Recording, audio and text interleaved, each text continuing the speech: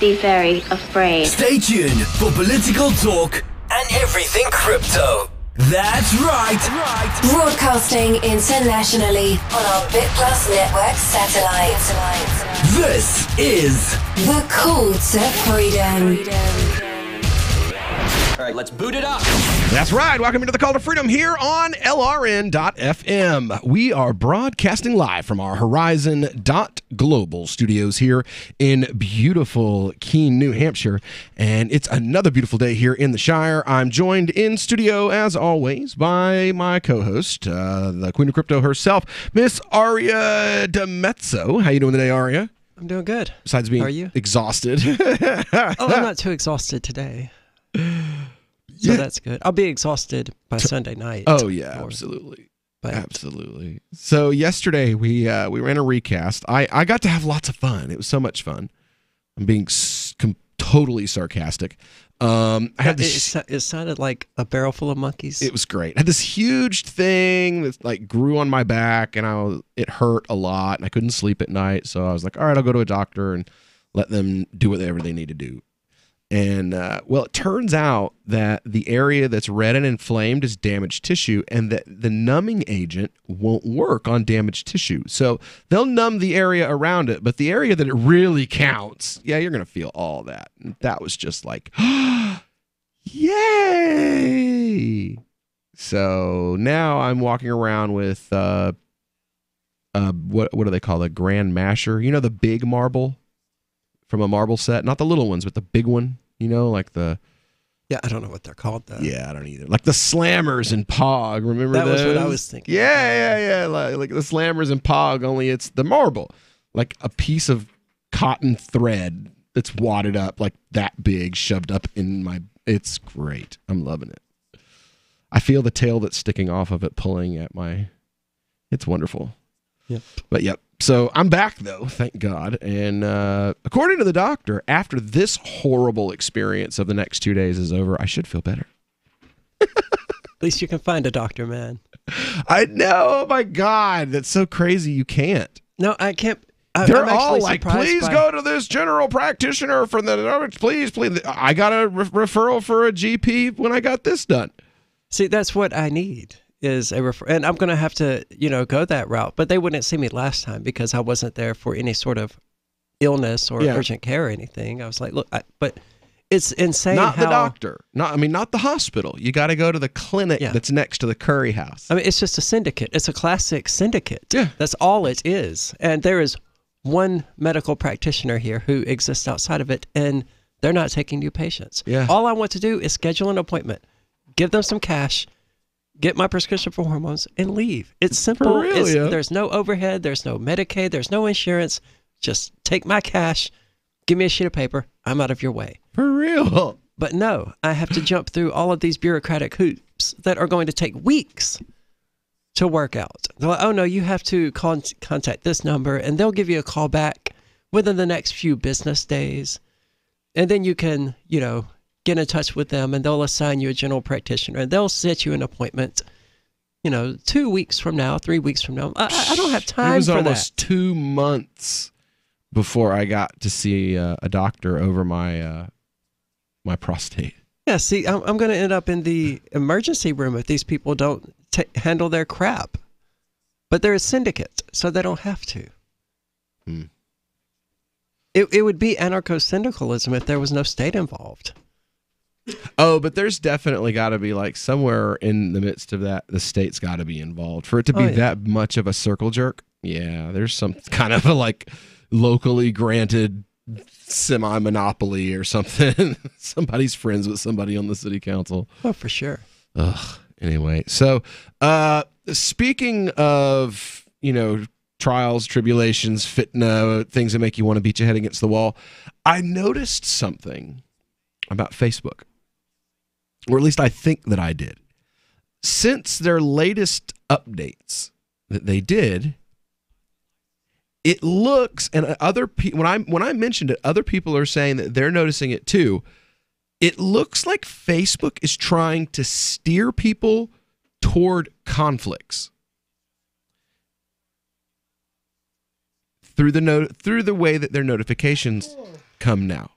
I believe it because I happened to see Dunker's post about how he thinks it's funny to be lectured on reality by a transsexual or something like that. Yeah. And I don't pay any attention to his post on Facebook, but sure enough, that was right there in my feed for some reason. Yeah. I'm getting, and I'm not the only one that's noticing this.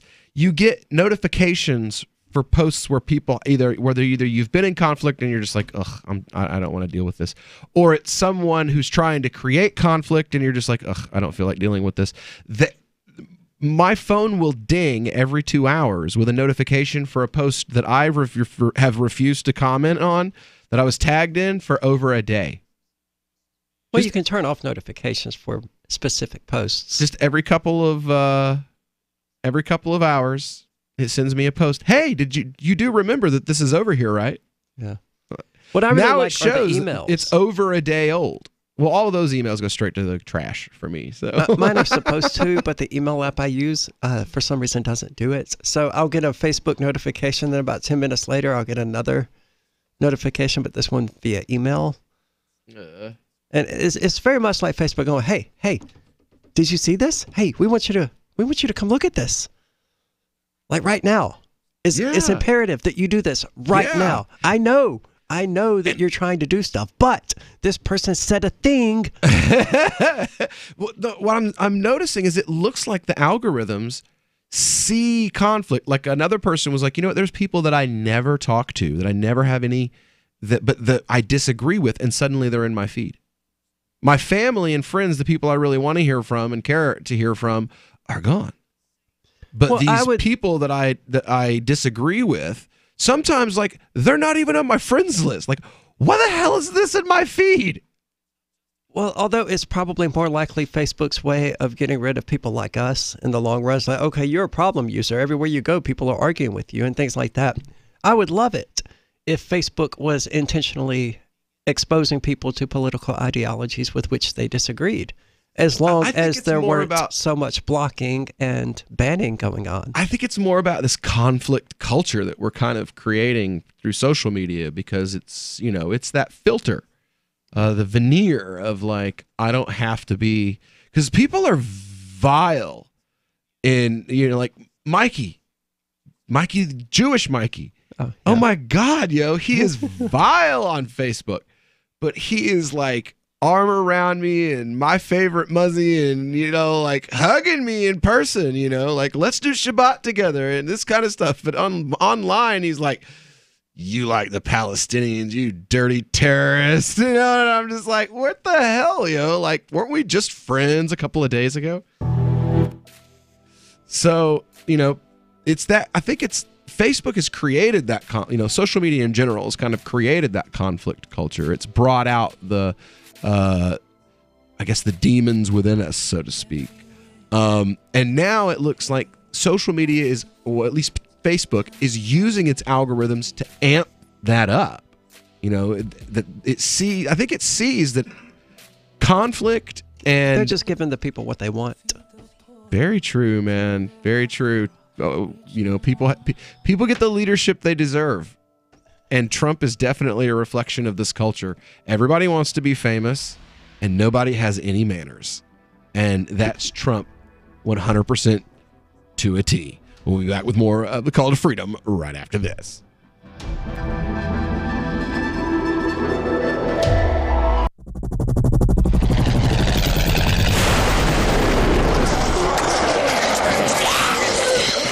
In Survivor Max 2, School Bites, Max must scavenge through a wasteland swarming with the undead. Desperate to find the medicine he needs, he discovers a community of survivors at his former school. Has he finally found the safe haven he's been looking for, or will he discover that school bites?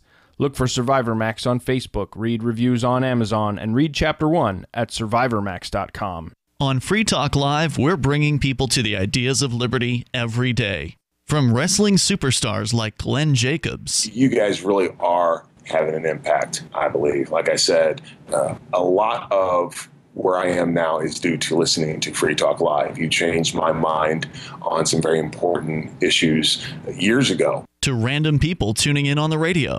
I was kind of stuck in the left-right paradigm. I heard your show by chance on a Saturday night.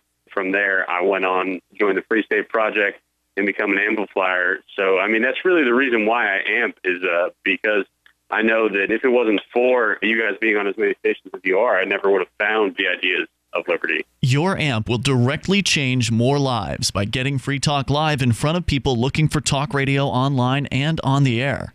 When you amp Free Talk Live, you get perks like access to the AMP-only Facebook group and AMP podcast. Visit amp.freetalklive.com. Did you know you can listen to LRN.FM via our free-to-air satellite channels? We have channels over nearly all of North America and much of Africa. All you need is an affordable receiver and a dish as small as 30 inches. There are no monthly fees. Learn more at sat.lrn.fm. Plus, if you are a broadcaster or want to be one, this is a good delivery method for our content. See our coverage maps and get details at sat.lrn.fm. That's sat.lrn.fm. sat.lrn.fm.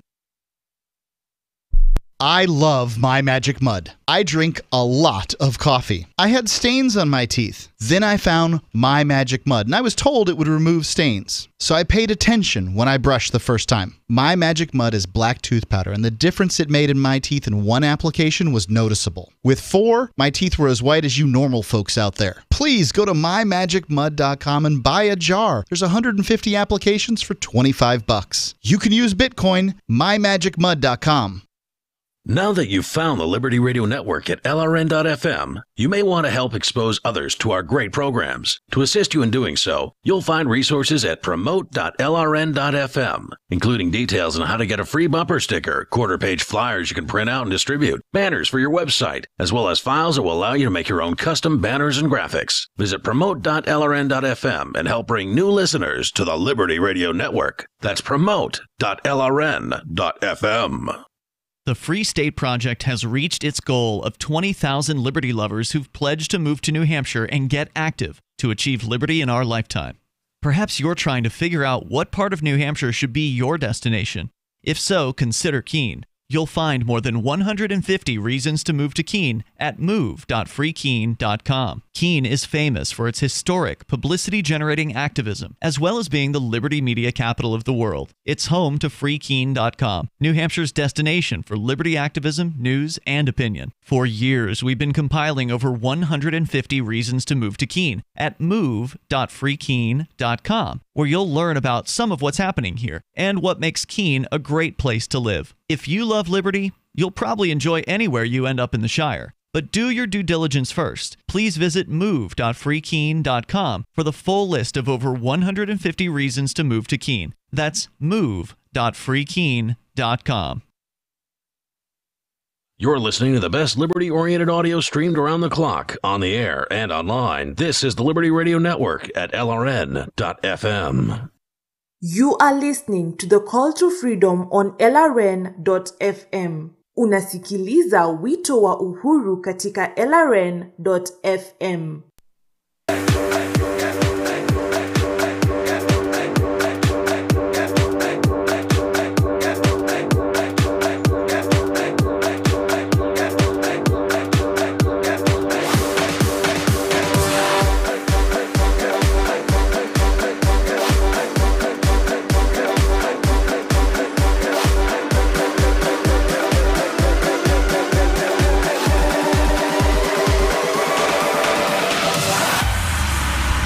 All right, welcome back into the Call to Freedom here on LRN.FM, broadcasting live from our Horizon.global studios here in beautiful Keene, New Hampshire. It's another beautiful, well, cold, rainy, wet puddle in the Shire here. It is. It is. The whole Shire is just one sad puddle at this point. It is. But I love my sad puddles. I like the weather better. Because, see, for me, it's easier to warm up than it is to cool off. So, you know. But here, it's more expensive to warm up than it is to cool off. So, it's kind of a double-edged sword. Anyway, I saw this story from the Washington Post, and I'll be if NPR not only decided to cover it, but covered a portion of it that didn't get covered by the Post that I was hoping to add to this. We're going to listen to the clip real quick of this. It's a little over 3 minutes. the Sears robot, Sears is going out of business right now. They're about to declare bankruptcy. They're closing stores all over the place. They may go back to a catalog store. Who knows? But there was a time that not only was Sears on top, but they were using their place on top to fight against Jim Crow laws. When I was a little girl, I spent hours poring over the Sears catalog. I had my eye on a Holly Hobbie oven, and aside from the fact that you could bake real cakes in it, what I loved about shopping from the Sears catalog was nobody knew I was a kid. I could browse at my own pace, no shop assistant ignoring me or talking over my head to my parents. It turns out that feeling, the ability to shop without being judged, resonated in a different, more profound way for Black Americans in the Jim Crow era. Cornell historian Louis Hyman argues the Sears catalog was radical in its day because it allowed Black Americans to have the same shopping experience as whites. He's been pondering that legacy in light of this week's news that Sears has filed for bankruptcy. Professor Hyman, welcome to All Things Considered. Thank you so much for having me. Why was the Sears catalog such a game changer for Black shoppers in the Jim Crow South? In the era of Jim Crow, race was everything. And for Black Americans, most of whom were rural farmers, access to goods on an equal basis as whites in faraway cities at reasonable prices was a godsend, and that's what the catalog was. I mean, from a practical point of view, what had happened previously was they would show up and they would be asked to go to the back of the line behind the white customers. And if you're shopping by catalog, nobody knows what color you are. Nobody knows who you are. And in the era of Jim Crow, there was a constant act of deference. If you were Black, you had to wait until all the white customers were served. You had to wait until the white store owner let you buy whatever you wanted. And he may or may not have let you because it was largely on credit. So the Sears catalog appears. People could read it at home. They could decide what they wanted to order. But there were still challenges, right? I mean, Southern store owners fought back. Oh, definitely. Because if you were an African American and you wanted to shop in some other way, you were contesting their power, not just the power of the store owner and the power of the landlord, but basically the power of white supremacy, of Jim Crow itself. And so you had lots of store owners pushing back, burning. I like how he stops himself from saying the power of the state. Like he stopped. You noticed that, right? He was like, in the power of white supremacy. Like he was like, I want to say the state because that's what law is. You have to remember these were Jim Crow laws. Not just Jim Crow feelings, they were laws. They were held up by the Supreme Court, like it was the state. In the street very publicly. Burning Sears catalogs in the streets. Burning Sears catalogs and bonfires in the streets. All kinds of incentives to destroy these catalogs. So what did Sears do to keep all their customers able to order their products? Well, he published instructions. Fast forward a few decades and the people's descendants are buying tiki torches from Sears catalogs and going and burning them in the name of white supremacy. Yeah, right. You got to look out for the mosquitoes. Instructions in the catalog how to simply give the requirements to the postman so you didn't have to go through the store. In a lot of places, the post office was also the general store. So it was pretty complicated to even get your order submitted to the catalog. But they found lots of ways to do this for rural African Americans as well as immigrants, people who didn't even speak English. They had all kinds of clerks available to take your order in nearly any tongue. So your takeaway is what? That this is a reflection on buying power, on retail as resistance. Yeah, I think it's a story of the deep contradiction between Jim Crow and consumer capitalism that you can see in lots of places, particularly in this moment in around 1900, but also later in the 1950s and 60s as African Americans acquire more buying power. This is part of the demand for civil rights, that African Americans could use buses and restaurants and toilets and theaters and everything else that's part of consumer capitalism, that this is one of the essential rights, a very conservative right of American capitalism. Louis Hyman, he teaches history at Cornell University's School of Industrial and Labor. All right. So, yeah, there we go. There you have it. The Sears does what the black market and Tor do today. Yeah. Sears did then. Basically. That's the long and the short of it. Yeah. So I wonder if we will have, Ross Ulbricht venerated 50 years from now by people saying, well, look, he was helping people bypass these unjust laws. I mean, we're saying that now, but we're saying that now, but I don't know. There's something, I think there seems to be, like maybe in hindsight people will, but maybe you have more faith in humanity than I do. Wouldn't that be something? Right? The nihilist has more faith in humanity than I do. That would be kind of funny. But I don't see the trajectory of human society going that direction. I just don't, because I have eyes. So well, I'm not saying I do either. But it would be good, at the least. I mean, it would be better if, it happened right now. That they just released him from prison, but 50 years from now is better than never. But realistically, I don't see any happening because, so few people are willing to actually question the power of the state. Even when you point out to them things like Jim Crow laws, they go, oh, but our government now is different. We have checks and balances to, make sure that when Trump drops bombs, it's only on brown kids. It's totally different now. Yeah, before we were just dropping them on yellow kids, though. So, it's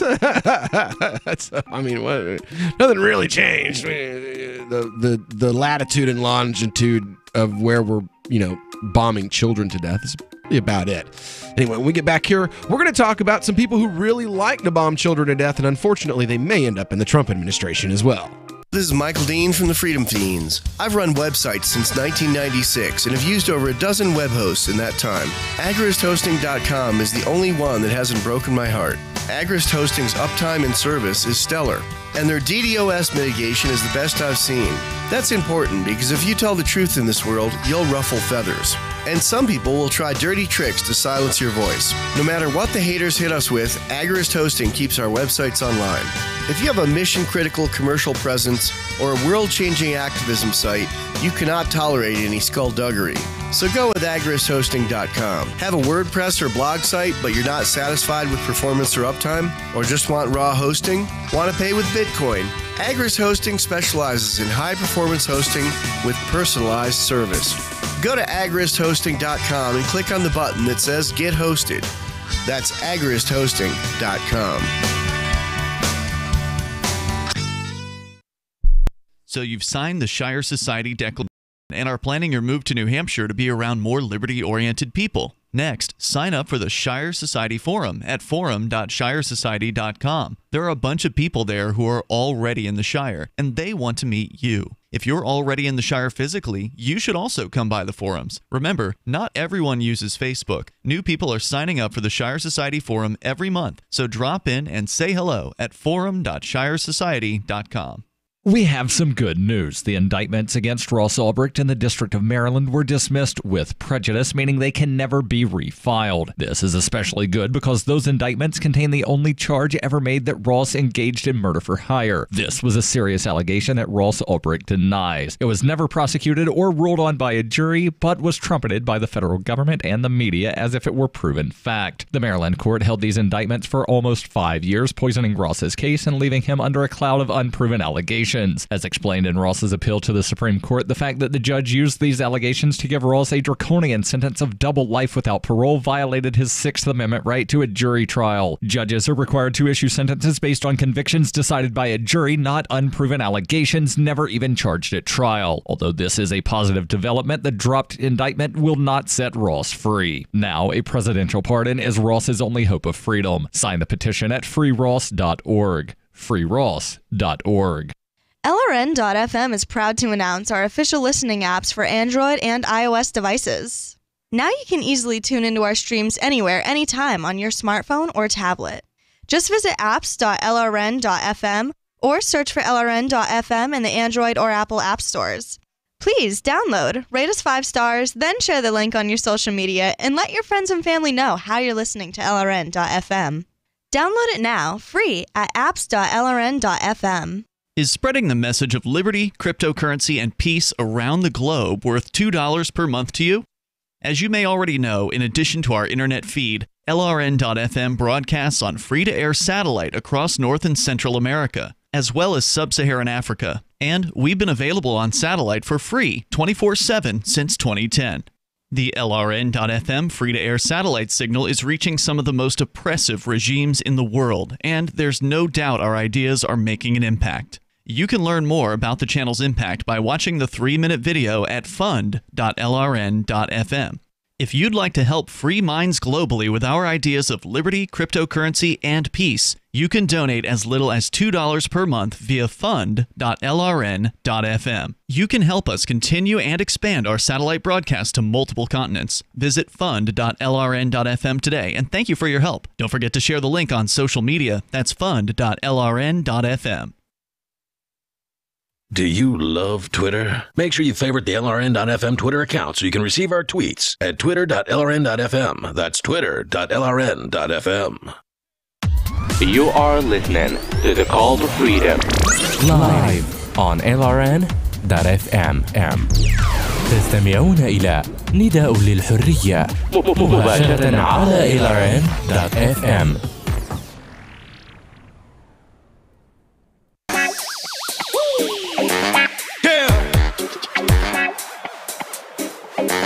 Tell them. Yeah.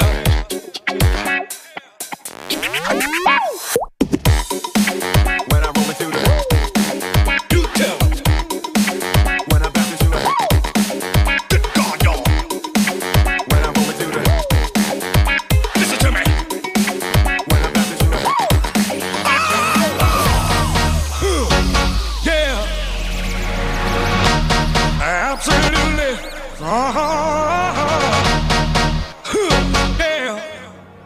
All right. Welcome back here to the Call to Freedom here on LRN.FM.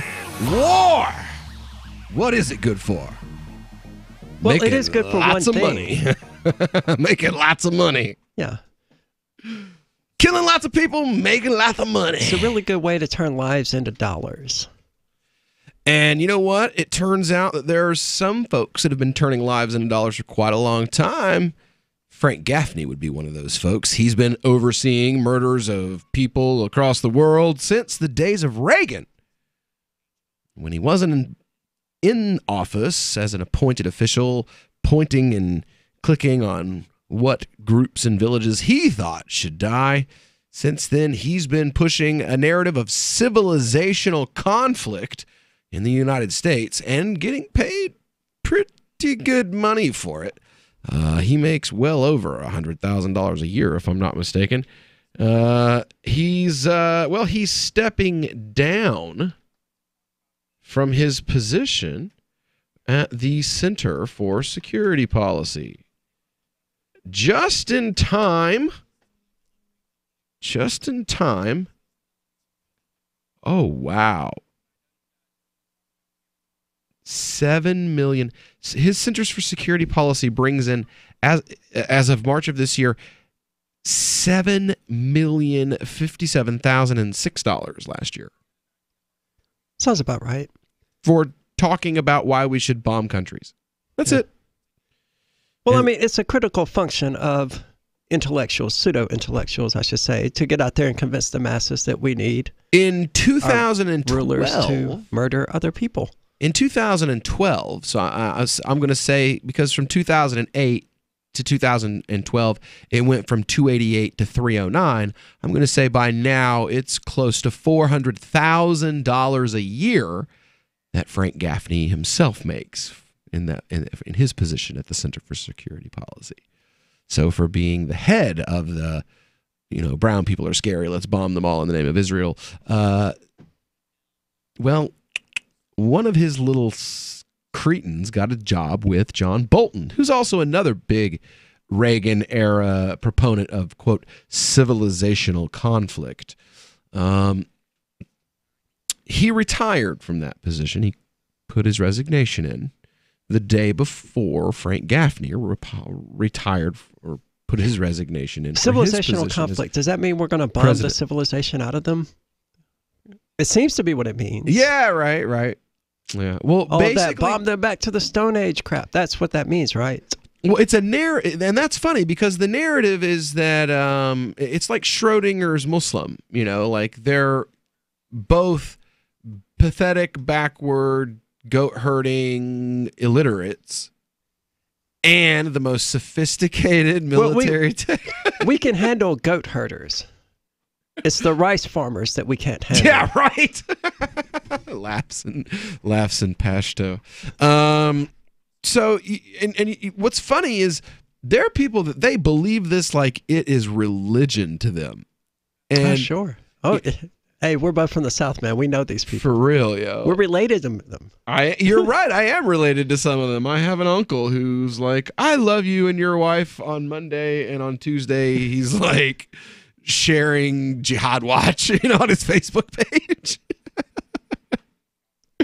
So I'm like, hey, Uncle Randy, they wrote 2 articles about me. Yeah, you and your regulation jihad, whatever yeah, it was. Regulatory jihad. Or something like zoning jihad. That was it. Zoning jihad. That's great. Oh my God, if we file this suit against the city over the sign, can't imagine what he's going to say. That'd be great. You're committing legal jihad. Yeah. Oh, there's a word for that. They have a term for that, using the courts to fight against America. And I'm like, justice? Right? Is that the word they use? Yeah. Oh, what is it? There's a word for it. I don't know. Courtroom jihad or something. Who knows? It's probably that one. They can just tack the word jihad onto everything, like I'm waging, I opened a restaurant, so now I'm waging a food jihad, like you're feeding the homeless, so you're waging a homeless jihad. Remember the Muslims pray for rain bomb, like they're committing rain jihad. Oh God. Well, Australia does like its deserts, so how do you even I don't understand how people take these people seriously. Okay, so what you're telling me, right? What you're saying is that people they don't like Western influence in their country, right? So they create political groups like Hizb ut-Tahrir or Ikhwan al-Muslimin, like quote unquote Muslim Brotherhood, right? And these groups, they can't take over their own country in literally 100 years. The Ikhwan has existed for over 100 years. And there have been 2 bloody revolutions since the Ikhwan existed. So the Ikhwan have been around for 100 years. They've been through 2 bloody revolutions. Oh, yeah. And they won a popular election. And guess who's not in power in their own country? We're supposed to take these people seriously? Really? It's very similar to the white supremacists and the neo-Nazis here and how they effectively don't want Western culture interfering with their own little vision of Western culture. Yeah. What they don't get is that we're not being influenced by any outside element. I mean, we're the ones doing the influencing. We're not being influenced by watching our Bollywood movies and our Chinese flicks and things like that. We're the ones producing all the stuff that's going out there and influencing these other countries. This is America. Where we're being infiltrated Taco to Bell. like trans people. I'm like, you're not being infiltrated though. I mean, we're already like here. So I mean, you're rotting from within. Yeah. That culture you're trying to protect, we're already festering here. Oh my God. Enjoy your rot lung. Oh my God. You have gangrene. Gangrene. Gangrene. Yes, that's it. You're gonna find a way to meme that, aren't you?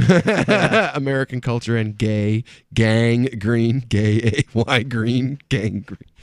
Oh yeah, this is gonna be great. It's gonna be a good Wednesday. So again, like Hizb ut-Tahrir, again, 80 years they've been around. They haven't done anything. They have conferences. That's it.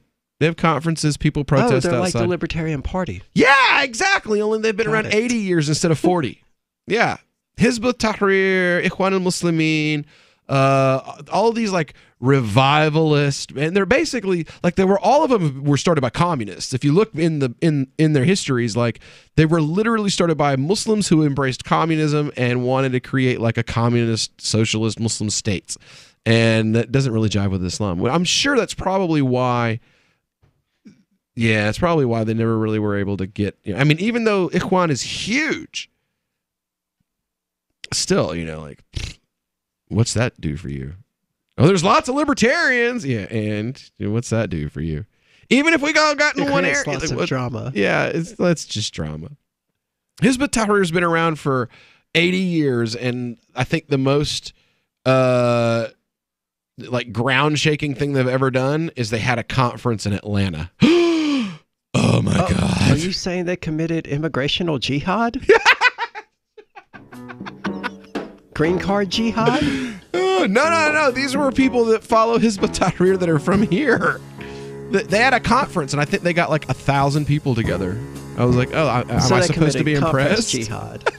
The new 4th edition of Healing Our World, The Compassion of Libertarianism will take your understanding of liberty to a deeper level and has over 1,300 updated references, new cartoons, and a foreword by Dr. Ron Paul. With discounts for multiple book purchases, the 4th edition of Healing Our World is a great gift for the liberals, pragmatists, environmentalists, and Christians in your life who think libertarianism is cold-hearted. Get yours today at healing.freetalklive.com and use promo code FTL for a $5 discount. If you live in Williamsburg, chances are good you've seen them. Giant piles of beard hair rotting in the streets. Don't worry, it just means hipster molting season is here again. Experts say the husks of dead beards don't pose a threat to public safety and are just part of the natural life cycle of these strange organisms. Once a year, all at the same time, every 20-something urban male sheds his ironic beard to make room for larger, more fanciful facial hair. They need the beards. They're a tough exoskeleton that protects these young people from the non-whimsical realities of life. The U.S. Fish and Wildlife Service says it's the largest molting season on record. In Brooklyn, sanitation crews are working overtime to clean up the loose whiskers the exuviating males have left behind. The affected youth's molting season comes right before their mating season, when the males use their lush beards to impress the local hordes of burlesque females.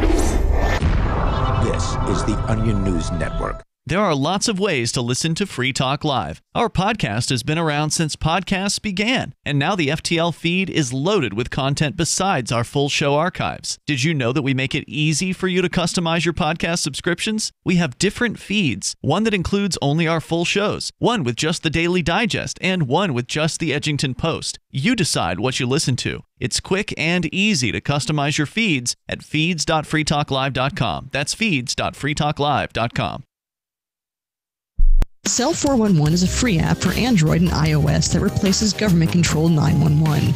Cell 411 allows you to preset a group of friends or private organizations to show up in any emergency. Cell 411 is a nightmare for the state because it proves their so-called services aren't needed. Cell 411 has had thousands of installs, and of course it's covered by the BIPCOT no government license. Cell 411 because your friends won't shoot you when you're in trouble. Without the government, who would build the emergency services? You and Cell 411. Get it today at getcell411.com. LRN.FM now has a Discord. Discord is a free text and voice chat platform, and we now have our own server with a bunch of channels at discord.lrn.fm. You can join other listeners as they chat about various things during our live shows, or anytime, day or night. Discord software is available cross-platform, so you can have it on whatever device you want and take your chats anywhere. Join our Discord at discord.lrn.fm. That's discord.lrn.fm. Since time began, tyrants have taken aim at personal liberties. Now there's a movie that aims back.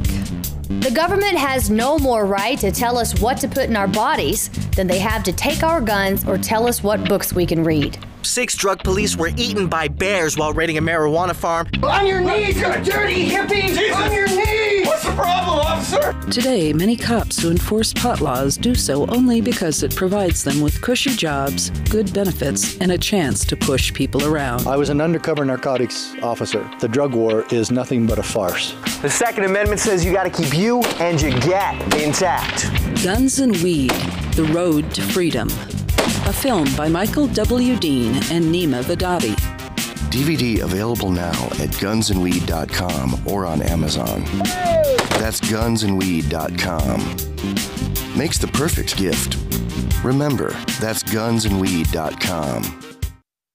You can put the Liberty Radio Network on the air in your area. Visit broadcast.lrn.fm to learn how. Broadcast.lrn.fm. This is Angel Clark, and you're listening to The Call to Freedom on LRN.FM.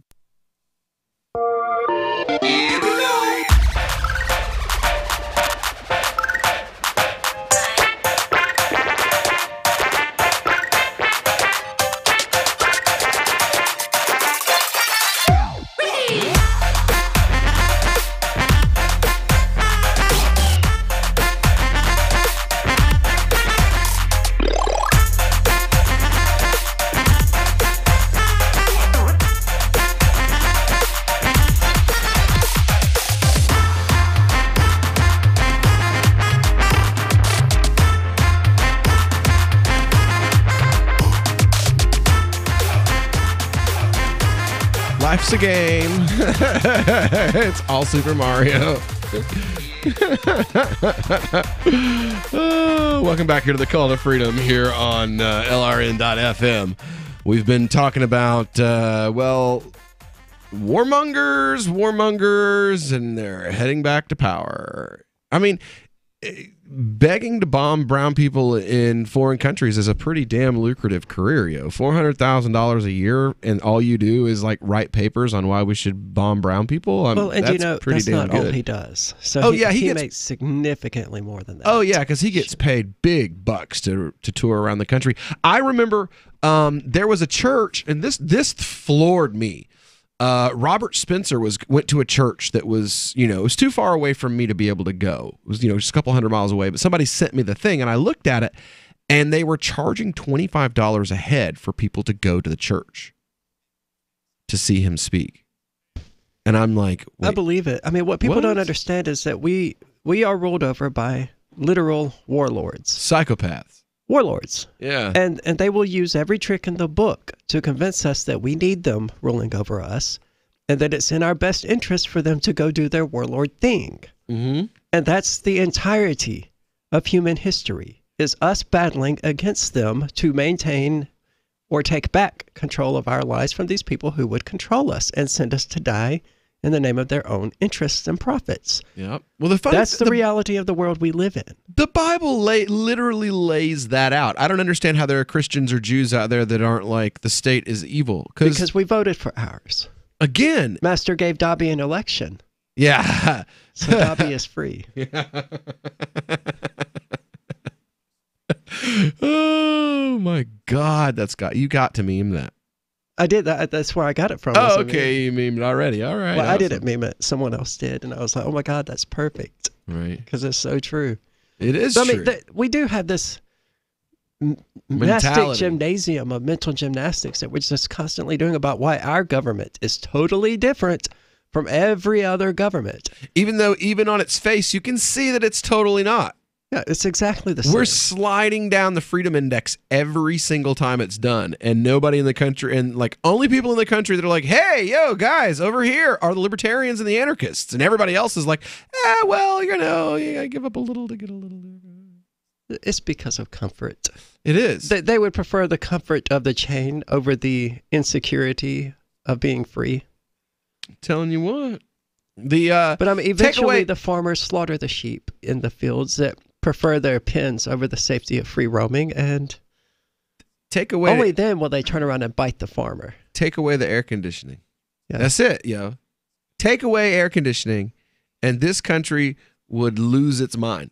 There wouldn't be. We lost our minds last night when YouTube was down for an hour. Yeah, I was like, okay, then I'll watch Aqua Teen Hunger Force. No big deal. But everyone else, you would.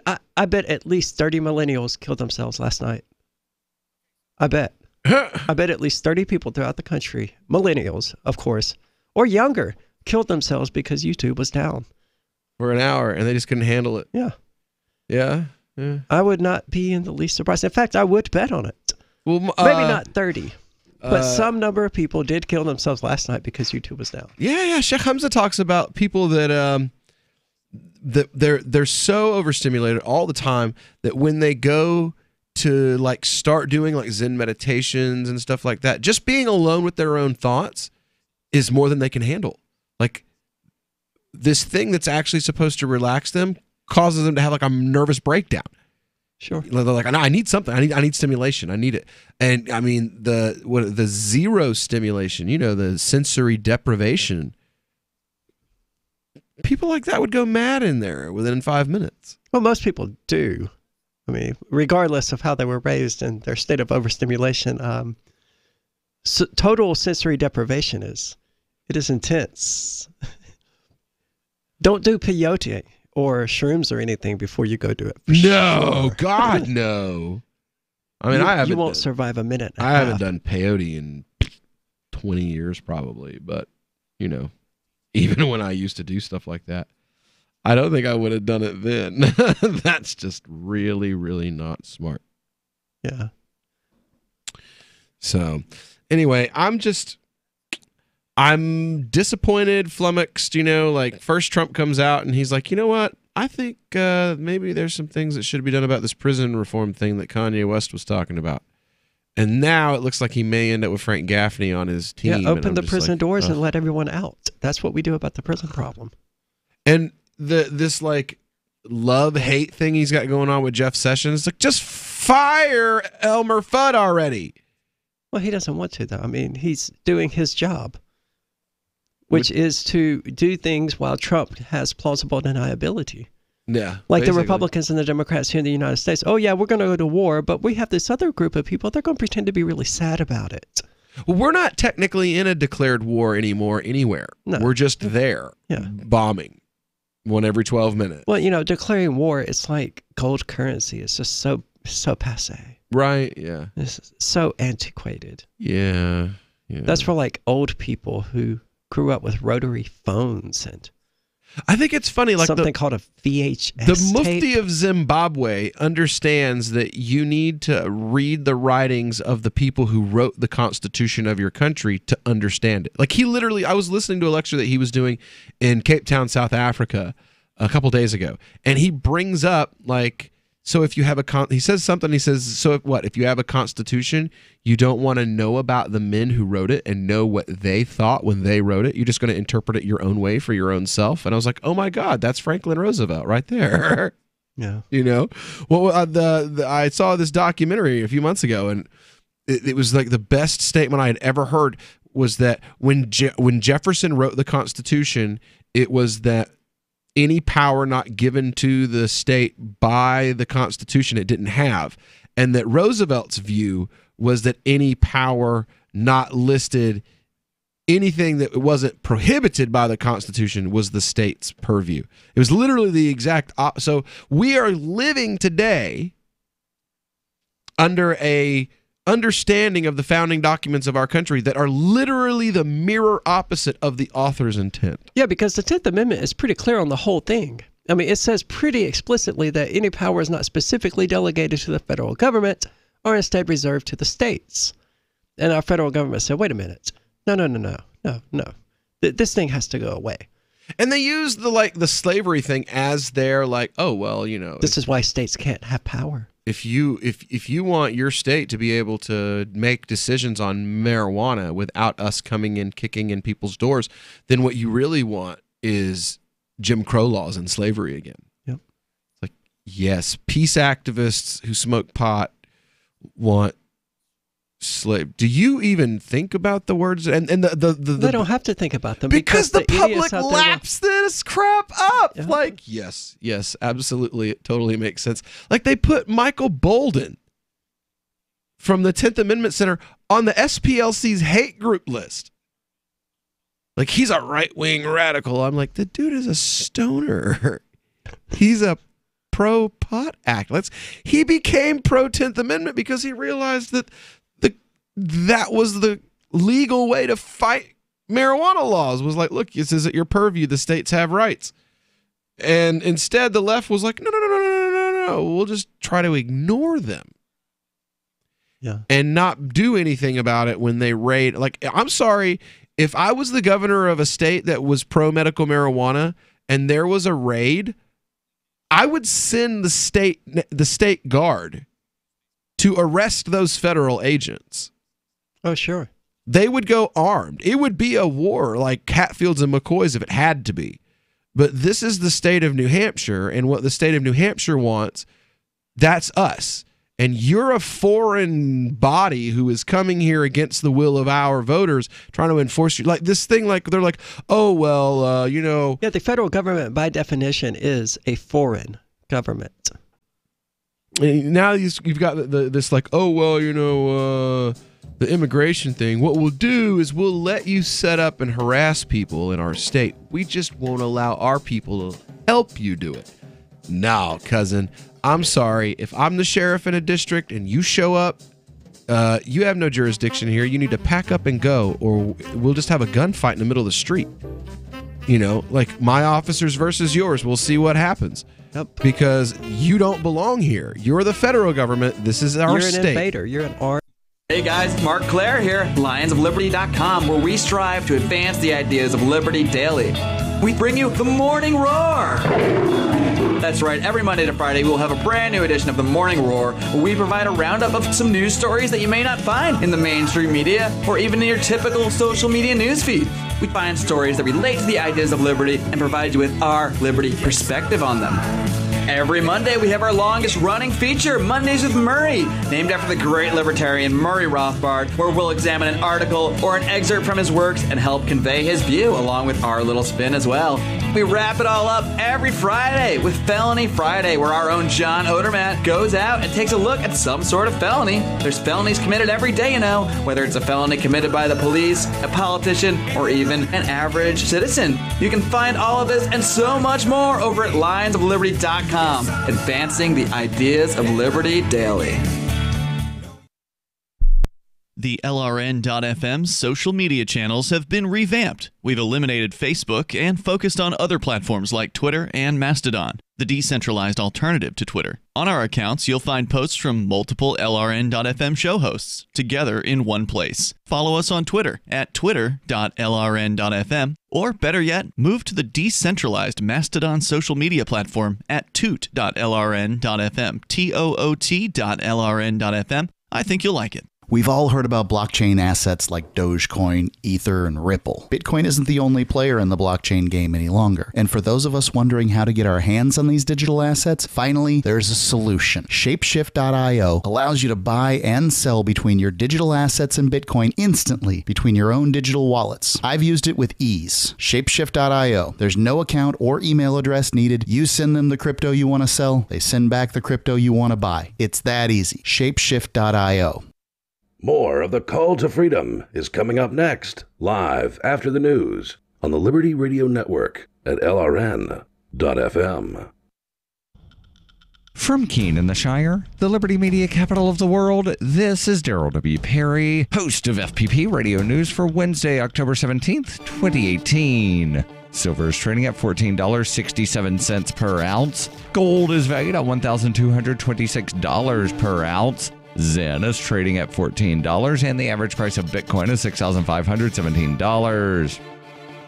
Antiwar.com reports further complicating the Saudi claims that Crown Prince Mohammed bin Salman had no knowledge at all about the disappearance and apparent killing of journalist Jamal Khashoggi. Several of those named previously by Turkish officials as suspects have been closely linked to the Saudi Crown Prince. These included a suspect who was a constant traveling companion for the prince, seen exiting planes with him in Paris and Madrid, and seen with him during multiple visits to the United States, including this year's visit to the United Nations. 3 other people on the list were known members of the Crown Prince's security detail, and another had a top position in the Saudi Interior Ministry, with analysts saying his involvement virtually assures royal family direction of the operation. Saudi Arabia is reportedly planning a report that will assert that Khashoggi died during an interrogation gone wrong, with the interrogators having acted independently of the Crown Prince. This is going to be a difficult case to make, given how closely so many of the team were to him.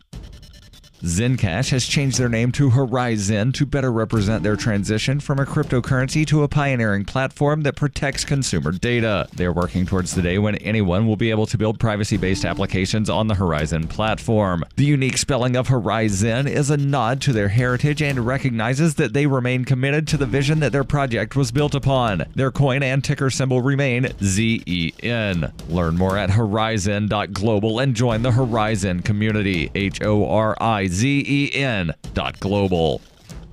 Reuters reports more than 1,000 people were still missing on Wednesday, a week after Hurricane Michael flattened communities across the Florida Panhandle that killed at least 27. Teams made up of hundreds of volunteers from the Houston-based Crowdsource Resource Rescue Organization were searching for more than 1,135 people in Florida who lost contact with friends and family, according to Matthew Marchetti, co-founder of Crowdsource Rescue. Marchetti said most of those missing are from Panama City and many are elderly, disabled, impoverished, or lived alone. Florida officials have not given a number for how many people are considered to be missing. Those who are missing may be with relatives or friends, but not necessarily presumed dead. Debris, downed trees, and downed power lines have hampered access to stranded people, but Crowdsource said a number of its missing persons reports resulted from widespread phone and power outages. The death toll includes 17 in Florida, 1 in Georgia, 3 in North Carolina, and 6 in Virginia, according to a Reuters tally of official reports. Officials said medical examiners were determining whether another 4 dead in Florida were due to the storm. Michael slammed into the northwest coastal strip of Florida last Wednesday with top sustained winds of 155 miles per hour, unleashing a surge of seawater that demolished homes. About 35,000 Floridians have called FEMA seeking help, and the agency has already approved $1 million in assistance for people in those 12 counties, according to spokesman Ruben Brown. FEMA has distributed about 4.5 million meals and more than 5 million liters of water and 9 million infant and toddler kits. In Mexico Beach, Florida, which took a direct hit, the number of people missing dropped to 3 on Tuesday, according to Rex Putnall, a city councilor. A day earlier, the number of missing was at 30. The town of 1,200 residents had reported 2 fatalities as of Monday. Nearly 163,000 homes and businesses remained without power in the southeast, with residents of battered coastal towns forced to cook on fires and barbecue grills. At least 80% of customers in 3 mainly rural Florida Panhandle counties were without electricity on Tuesday. Officials said it could be weeks before power returns to some. Countless others in the region's backcountry have struggled for days without running water or sanitation, awaiting help from authorities. Some have been camping in tents with the belongings they were able to salvage. The state government is distributing ice, water, and about 3 million ready-to-eat meals. Marchetti said the surge has been hindered by spotty cell phone coverage in the devastated area, though authorities are making progress in restoring communications. Many residents have expressed frustration at the slow pace of recovery of wireless networks. FCC Chairman Ajit Pai on Tuesday called for wireless carriers to waive bills for customers affected by the storm.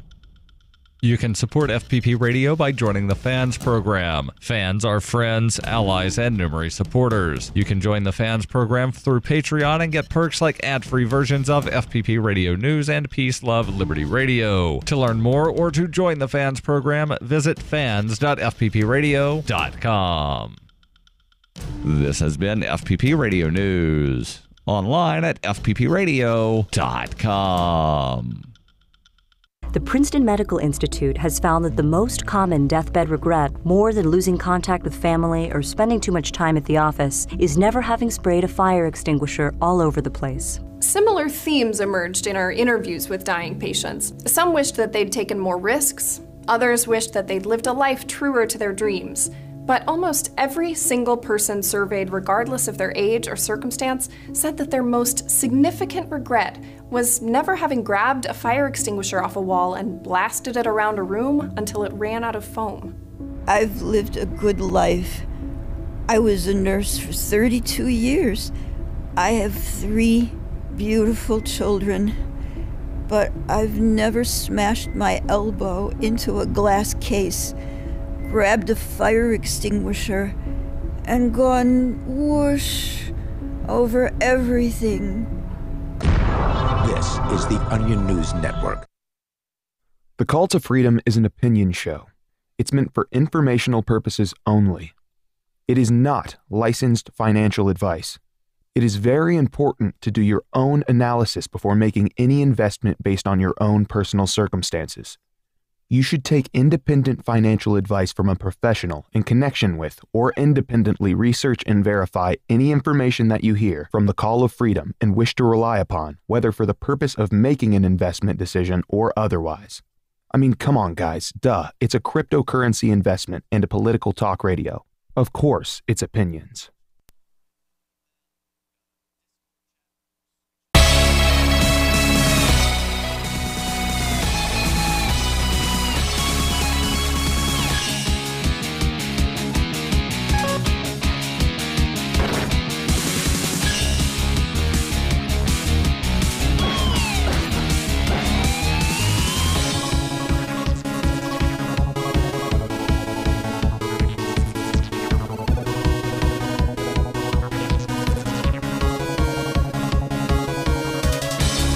All right, welcome here to the Call to Freedom's Crypto Hour, brought to you by... I need you to send me that. Yeah. Because that's something I would totally listen to, like driving to work and stuff. Right?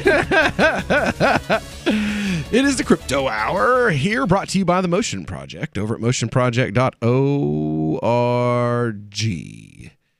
And, it's, lead story today. Coinbase got gamed. Says if there's money to be made in the crypto markets, you can bet traders will be the first on the scene. Such was the case at least last week, when Coinbase Pro, the cryptocurrency trading platform operated by San Francisco startup Coinbase, announced that it would list the cryptocurrency OX. Or is that 0x?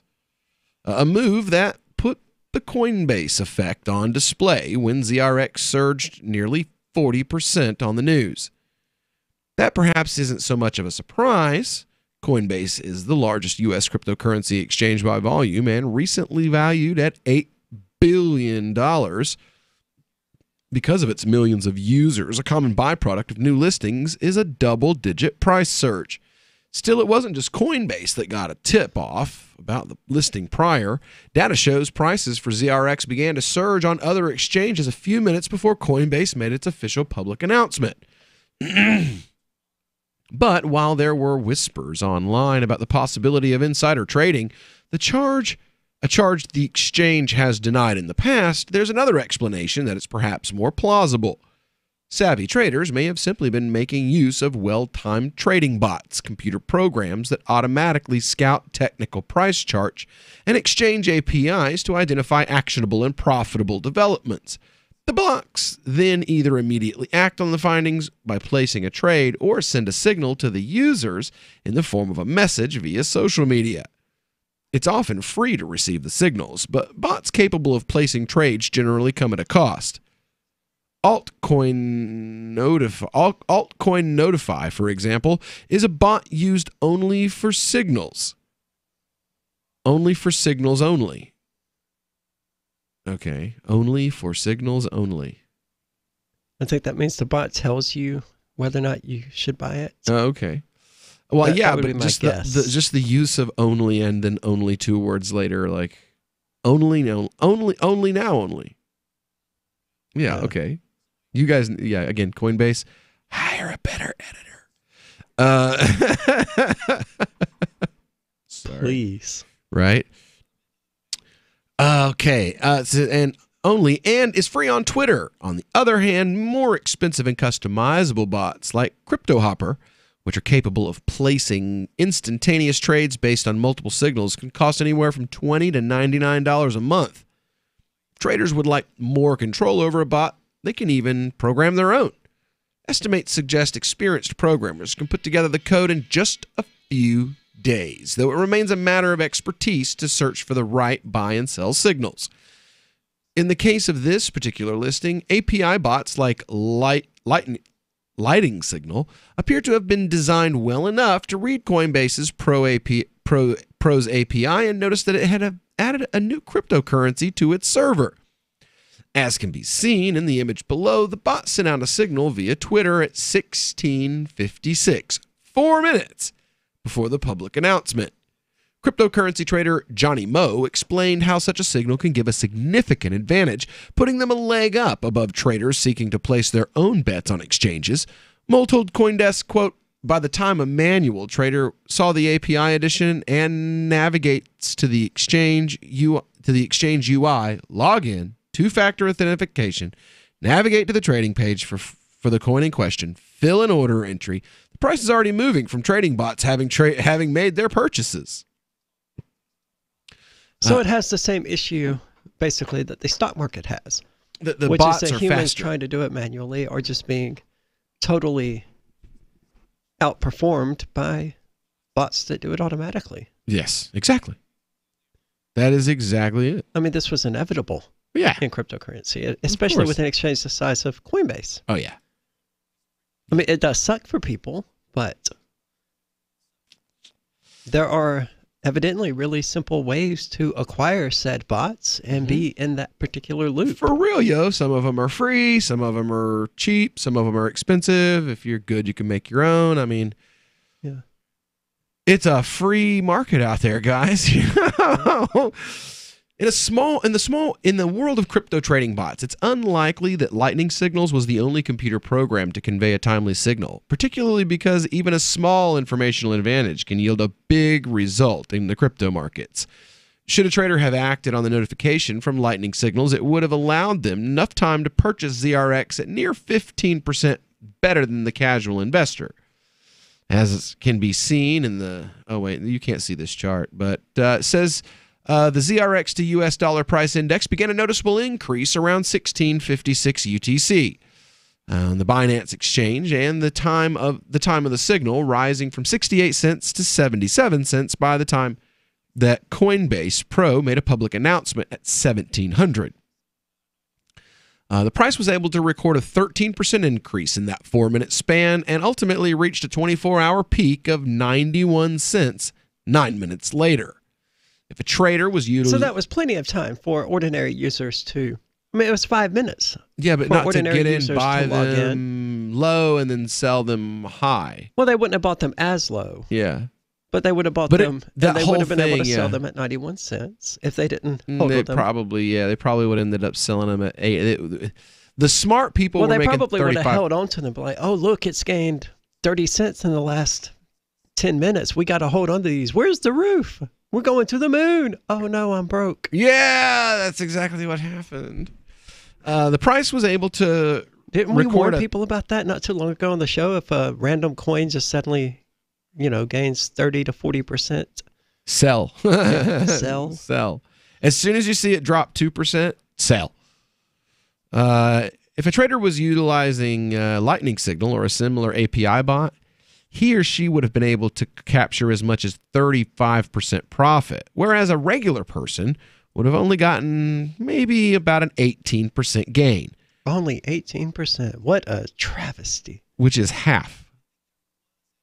Yeah, but that's still an enormous gain.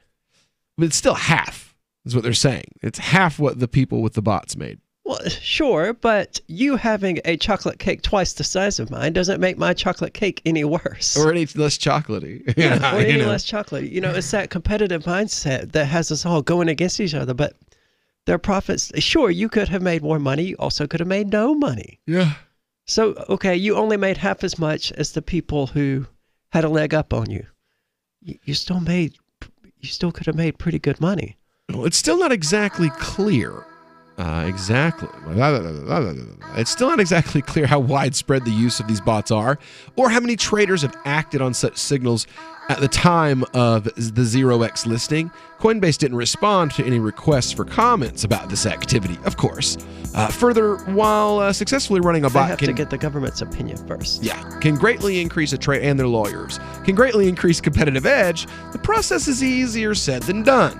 Cryptocurrency traders known by the handle Crypto Hustle explained that he uses the tools for market intel, but he still prefers other trading options. These bots, they're just additional intel for me. I haven't built any strategies. Easy, Helium would have sucked. For real, yo. I don't use bots because it's not necessary for me to find out what I want.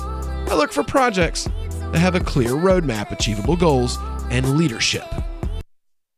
When you hear the word lobbyist, you probably think about greedy corporations, but not all lobbyists are the same. Some are fighting for the freedoms you hold dear. Liberty Lobby LLC is doing just that in New Hampshire, working hard to represent you, not some special interest group. You can help by going to libertylobby.info, where your contribution will give us the tools we need to ensure that your voice is heard. Visit libertylobby.info today to find out more. Why did you move to the Shire? I moved here to the Shire because there's other people around who take liberty just as seriously as I do. I moved to the Shire because I saw videos of people challenging authority and thought that I could get support myself. It called to me, like, do this right now. I wanted to be around people like me who got it. And once I got here, I knew there was nowhere else that I wanted to be. I've always wanted to change the world. So I moved to the Shire to join people who were actually working towards doing the same thing. The people here are awesome, loving, and positive. It was for the adventure and for the feeling of something important is happening here. And I just wanted to come to sort of be part of that. Visit ShireSociety.com to read and sign the Shire Society Declaration and learn the reasons why, if you love liberty, you should immigrate to the Shire. Plus, add yourself to the Shire map at ShireSociety.com. That's ShireSociety.com.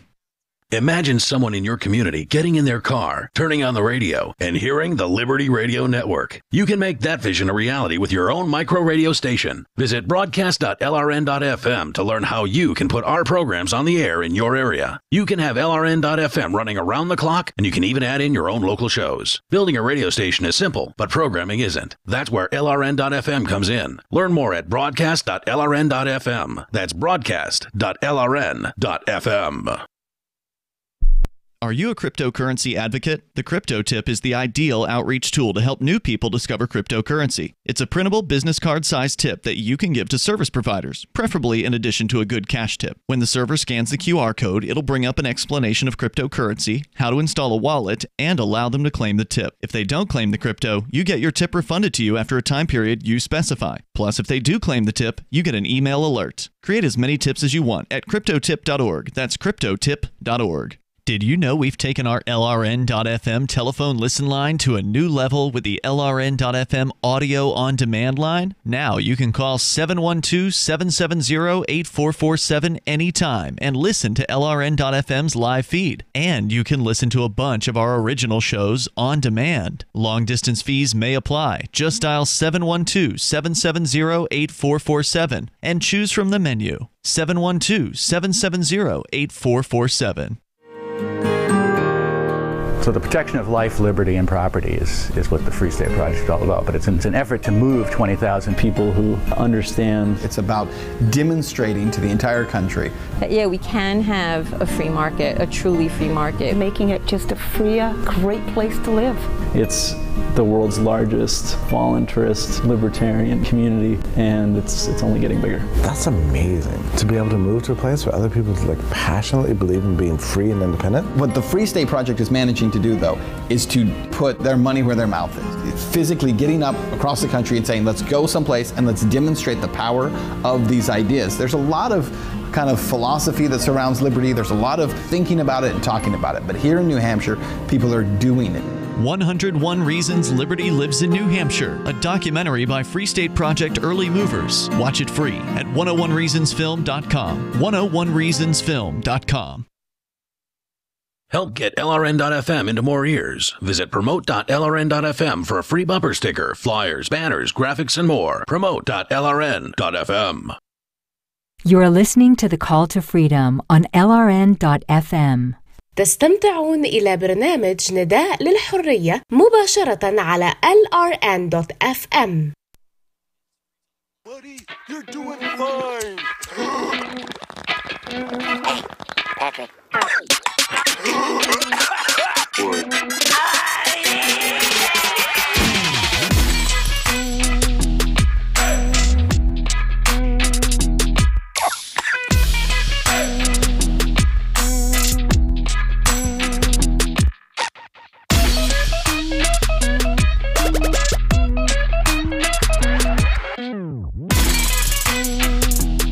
All right. right, welcome back here to the Crypto Hour here on the Call to Freedom on LRN.FM. As always, our Crypto Hour is brought to you by the folks over at Motion Project at motionproject.org. Going over there and put your ideas into motion.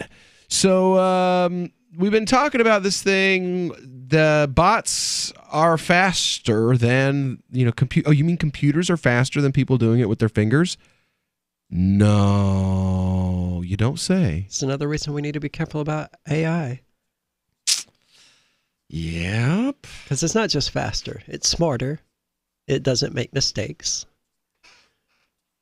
Well, really? I don't know about it doesn't. It does according to its programming. And if it's programmed to take into account not enough variables, such as helium, sure, it would make what we consider mistakes, but it's still acting perfectly within the parameters of its program. Well, helium just killed. Like, basically, I gave all the money that helium gave me back to helium.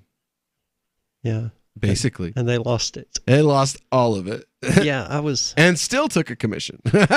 Since we're no longer advertising for them, I feel comfortable with saying this. Helium's a bad idea. I was recommended to try helium because I was doing a lot of day trading, essentially with cryptocurrencies, in order to acquire more cryptocurrencies. When Ethereum was down, I would transfer my Litecoin into Ethereum. When Litecoin was down, I would go the other direction. You slowly gaining more and more cryptocurrency because prices were stable and predictable then. They're not now. No. But they were then. And someone was like, oh, you're doing this app will automate it for you.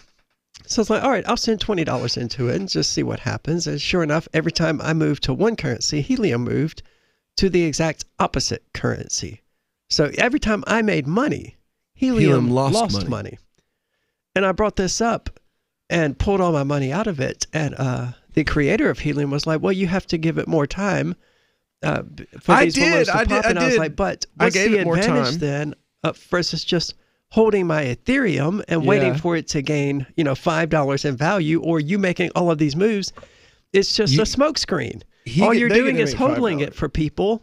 And they get to make $5 off the transaction. Well, it's not even that. His argument was, well, you just have to hodl it until crypto values go up. But I can do that with Coinami. Yeah. And skip all the middlemen. They're pulling a magician's trick of just watch all of this awesome stuff we're doing. Oh, cryptocurrency values went up 20%. Pop your balloon. But Coinami went up 20% too. So you didn't really do anything except for lose $1,200. Yeah. In the course of about 2 months. They did manage to lose. Bitcoin Gold, man. Yeah. You would imagine something like that would have like, okay, we don't need all of the people pouring all of their money into one cryptocurrency. Yeah. Talk about all your eggs in one basket, and all your eggs and everybody else's eggs. But it had no such safeguard. So nope. It's just one, Bitcoin Gold went down again, buy some more. Oh, it went down again, buy some more. You would think after like 5 or 6 of those, at least the app would go, ooh, maybe we should hold off on buying any more of this until it's finished dropping, going down. But it could go back up at any moment. Yeah, but the last 5 or 6 times kind of suggest it's not going to. Right. And now it's down to what, $20 or $30? It's almost non-existent. I think it's down below $20. Really? Like $8 or something like that. I can look it up, but yeah, I think it's pretty yeah, I don't even track it anymore. Cheat now. Yeah. I mean, there was a time when Bitcoin Gold seemed interesting. I don't think it's even. Is it even still in a Coinomi wallet? Oh, it's down to $26. It looks like $26.39 So less than 10%. So if people effectively lost between 75 and 90% of the money they had in Bitcoin Gold. And it was Helium's fault. Yeah, absolutely. The Motion Project's up 9.4% today. Hey, good on them. Yeah. How's Ravencoin doing? You know what? I don't know. I haven't looked. Though I probably should, huh? Yeah. Right? Ravencoin, RVN. Super easy to mine. Almost 3 cents. Is that almost 3 cents? Yeah. Wow, that's up about 15. That's up an alarming amount. 31%. Yeah, in 24 hours. That sell before these bots get us values right there. Right. That's pump and dump values. Right. Well, no, pump and dump would be if it got it up to a nickel. That's not much higher from where that's what about another 50% increase from where it's up right now. By tomorrow, it could very well be at a nickel. Of course, I have no intention of selling my Raven coin. It's just going to sit there in that wallet until I don't know. Yeah, whatever. Yeah, maybe it'll hit $1 per coin. That would be good. Oh, that'd be great. And maybe at that point, I would start considering selling. But I like Raven coin. It doesn't have much of a philosophy behind it or much of anything behind it, but it's mineable. And it's easy to use, easy to work with. Yeah. And we would like very much for them to sponsor us. Yes, very much, very much. Are you listening, Raven Coin? Right. Craw, indeed. For real. Bean Cash is up to 0.003. Oh, wait, it's still at 0.003. It's basically not moved at all. Yeah, man, those cards at PorcFest really burned. Yeah. They're like, but it's an MSRP of $5. Maybe. Yeah. But the coin manufactured does not add up to $5. See, 5,000 times 0.003, that's not $5. No. Well, no, it was only 500 coins on each card, wasn't it? Or was it 5,000? I think it's 5,000. I don't recall. It may have been 500. I do love Bean Cash, though, because you can stake it. And get payouts. It is, they are the proof of stake coin of choice called Freedom here. They have a contract with us even that they're working on some upgrades and they're not done with the upgrades and they don't want to start their advertising contract. $1.50 for 500 coins, it'd be $1.50. So yeah, it must be 500. The $5 coins are worth $1.50. Yeah. So basically all the profit that I would have made off of those sales. But you have beans. Yeah. I didn't even get my Bean Cash card with my PorcFest bag. I didn't even get one. But that sucks. Yeah. I went and talked to the guys about it. I was like, look, man, I didn't even get a card. And they gladly gave me one, which was awesome on them. But yeah, for real, I didn't even get one. I imagine a lot of people didn't. And they had no idea they were even supposed to. I wonder whose pockets they made their way into. I don't know. Not that I'm accusing anyone of anything, but apparently everybody was supposed to get one, and I know for a fact everyone didn't. I sold a lot of food for them. So anyway, when we get back here on the Call to Freedom, we're going to continue on. Monero's got big news coming out. First billion-dollar crypto to implement bulletproofs tech. We'll get into that when we get back here on the Call to Freedom's Crypto Hour, right after this. When they bring that wagon round, when they come to call on you. When you're coping with bad news and the news media come calling, and they will, don't clam up. As notorious political figures find out the hard way, the cover-up can be worse than the crime. So get out in front of unfavorable news about your company, your group, or organization, or yourself. The sooner you confront a negative story, the sooner it will be over. Responding as quickly to negative stories as you do to positive ones enhances your credibility. Hiding embarrassing information or lying will do more damage than damage control. Never stonewall. Tell your side of the story, use specifics, and detail what corrective action has already been taken. Respond in kind. If the issue is emotional, don't sound like a cold, unemotional Mr. Spock. For more tips on critical communication skills for the way things are now, hit survivalspeech.com. I'm Holland Cook. My name is Jacob Hornberger. I'm president of the Future of Freedom Foundation, which Congressman Ron Paul awarded for having an outstanding freedom website. Write us at fff@fff.org, and we'll send you a free 3-month subscription to our monthly journal of libertarian essays and our booklet, Economic Liberty in the Constitution, which George Mason University economics professor Walter Williams praised in a recent column. That's fff@fff.org. Free Talk Live. I have a license. That means you're protected. That's nonsense. Just because somebody has a license doesn't mean anything about their business acumen. It doesn't mean anything about their ability to satisfy their customers. It essentially means that they paid the state money. And jumped through that's the it. hoops. Yep. They And filled paid out money. some paperwork. Exactly. And that's all that the license means. But yet it has this aura of legitimacy to it. Oh, it's a license. And they paid some money to the state, and so therefore they must be a good company. It's absurd. And absolutely. And what it does is it depletes the pool of people out there that would be doing business in that particular way. You know, that just can't get up the money to get the license. They can't get up the money to get the fancy vans and all that other stuff that's involved in being a contractor or whatever. I'm thinking of plumbers right now, I guess. And different plumbing jobs require different levels of skill. When you're talking about just a regular thing, why can't you have a handyman guy come in and do it? Why does he have to be licensed? Free Talk Live, 7 nights a week from 7 to 10 Eastern, live on the Liberty Radio Network at LRN.FM.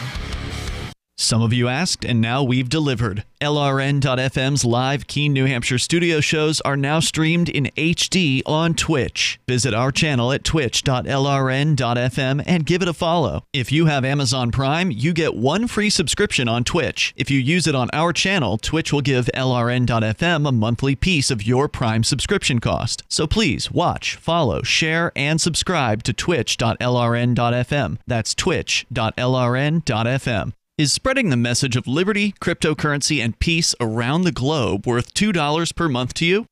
As you may already know, in addition to our internet feed, LRN.FM broadcasts on free-to-air satellite across North and Central America, as well as Sub-Saharan Africa. And we've been available on satellite for free 24/7 since 2010. The LRN.FM free-to-air satellite signal is reaching some of the most oppressive regimes in the world, and there's no doubt our ideas are making an impact. You can learn more about the channel's impact by watching the 3-minute video at fund.lrn.fm.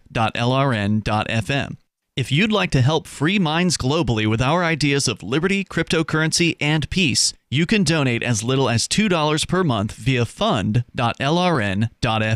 You can help us continue and expand our satellite broadcast to multiple continents. Visit fund.lrn.fm today, and thank you for your help. Don't forget to share the link on social media. That's fund.lrn.fm. Some of our live shows are streamed in HD on Twitch. Please follow and share at twitch.lrn.fm. That's twitch.lrn.fm. You are listening to the Call to Freedom on LRN.FM. आप सुन रहे हैं स्वतंत्रता की पुकार सिर्फ और सिर्फ LRN.FM पे।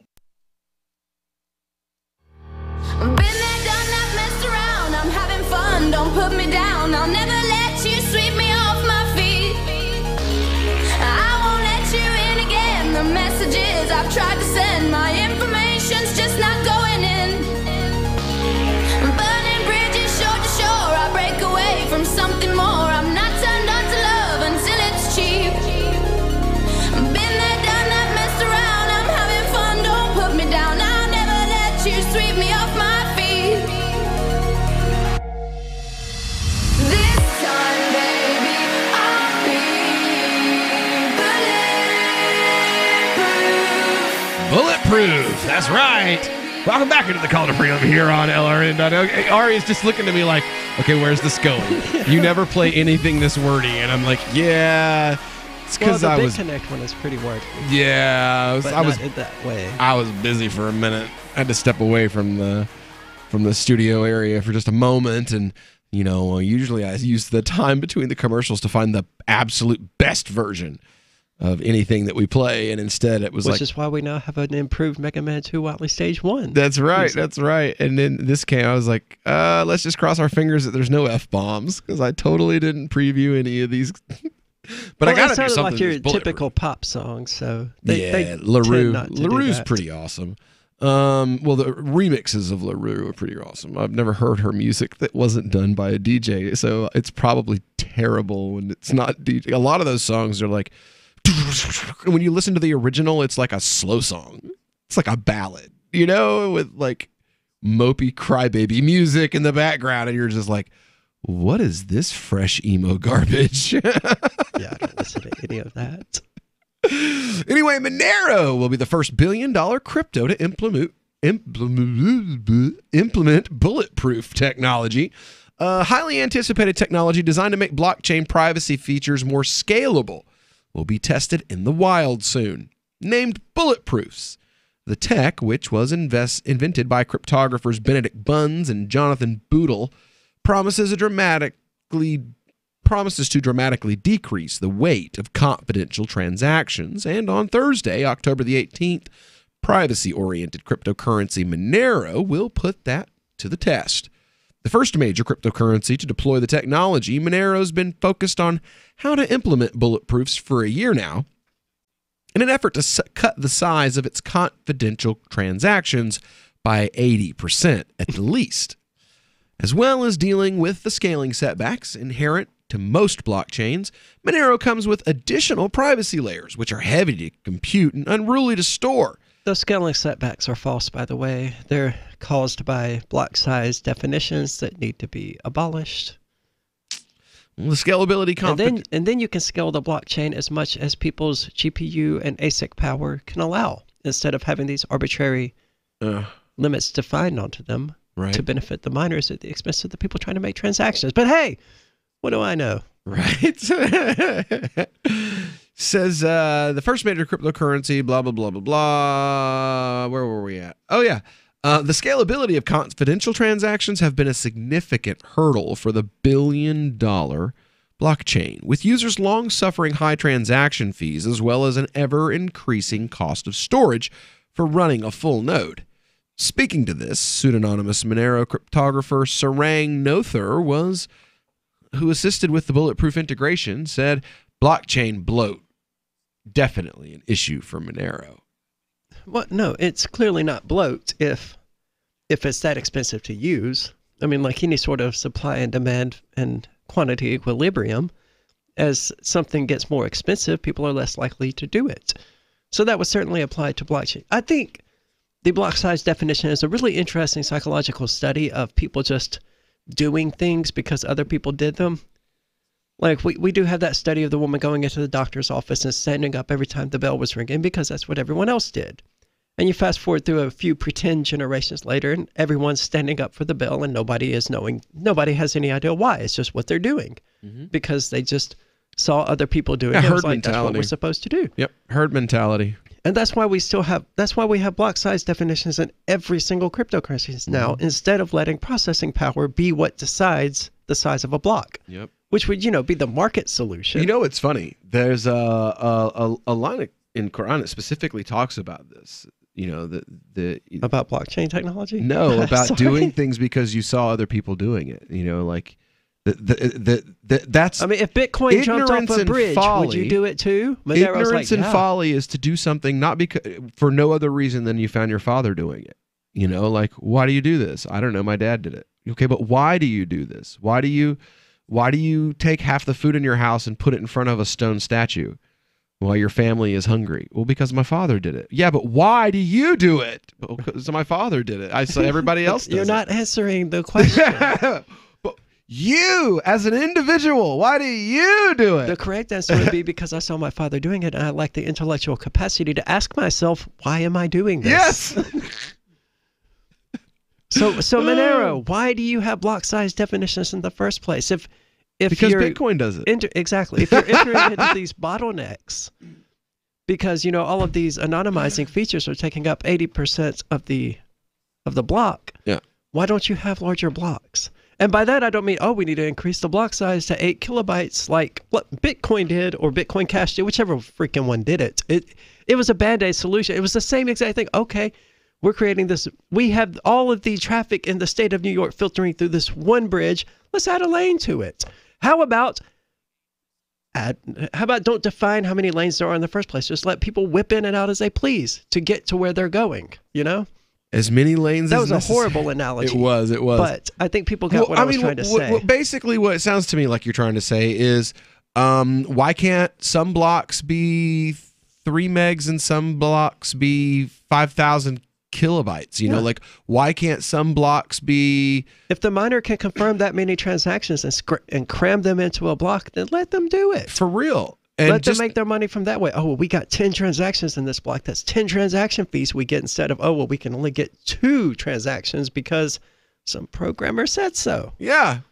Exactly. And because of that, you're creating these bottlenecks. You're Scalable creating block these sizes that literally, like, there is they scale no, with CPU power. Exactly. Or GPU power. So your GPU can crunch 3 transactions. His GPU can crunch 7,000 transactions. Okay, well, then the block size for him is 7,000 transactions, and the block size for you is 3. You know, like... And if he aims too high and he can't, then other people will get those transactions before he can crunch all 7,000 of them, and he loses a ton of money, and he goes, okay, well, we need to tone it down a bit. And you will find this equilibrium balance point between what people can do and making money. You know, exactly. Like the market would solve the problem, only it's happening with computer processing power instead. That's the solution here to all of these scalability issues. Let CPU and GPU power determine the scale of a block. I know that's such a radical idea now because, you know, we've been putting that plate out in front of the statue like our father did for such a long time. Like, but what could we do without the plate of food? We could eat it. How about that? Yeah, but then what if this... Are we going to anger the household gods or something? I mean, yeah. Well, screw them. Yeah, you're going to anger the household gods. But yeah, but that's... So you're afraid that thing is going to hurt us. Well, no, that thing's a stone. Okay. So who's going to hurt us again? What is going to happen again? No. I didn't break them. It was the biggest idol. He did it. See? He has a hammer. It was him. The hammer, it's at his feet. He did it. Yeah, I know you weren't here when it happened, and it totally looks like I did it, but you know. Oh, Lord have mercy. Anyway, so when we get back here, we're going to be talking about, something we've talked about quite a few times. Scammers, man, scammers like to make money, right? And scammers are going to find the best way to make money. And it would seem that there has been some changes in how scammers are making money now. We'll tell you what that means for you when we get back. Here on the Call to Freedom, here on LRN.FM.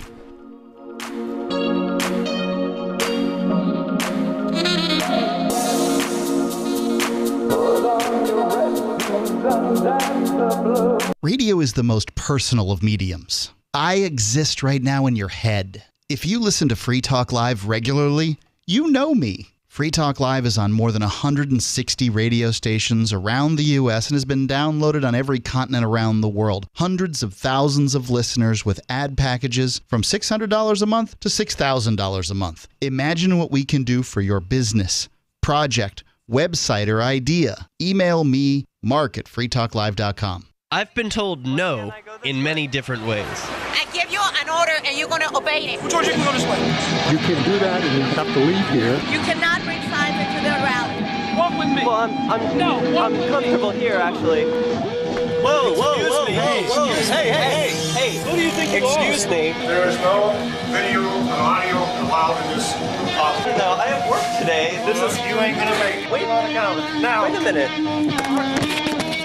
Really creative. Whoa. Hey! Oh my God! Unbelievable! Why are you running from me? Because you're scared me. What am I being detained for? You're being served. What is this? You're being served. What is this? Bureaucrats have a funny way of telling people no. That's the sound of the men working on the chain. Derek J's Victimless Crime Spree. Watch it for free and order the Director's Cut DVD at victimlesscrimespree.com. Did you know you can listen to LRN.FM via our free-to-air satellite channels? We have channels over nearly all of North America and much of Africa. All you need is an affordable receiver and a dish as small as 30 inches. There are no monthly fees. Learn more at sat.lrn.fm. Plus, if you are a broadcaster or want to be one, this is a good delivery method for our content. See our coverage maps and get details at sat.lrn.fm. That's sat.lrn.fm. sat.lrn.fm. This Your Family Today tip is brought to you by Nestle Pure Life Water, helping you drink better and live better by providing a zero-calorie alternative to sugary drinks. Visit us at nestle-purelife.us. When kids are playing, they often don't want to stop to keep hydrated, so send them out with a bottle of water and encourage them to take frequent drink breaks or call them inside for a quick sip. For more tips like these, visit us at parenthood.com/yourfamilytoday.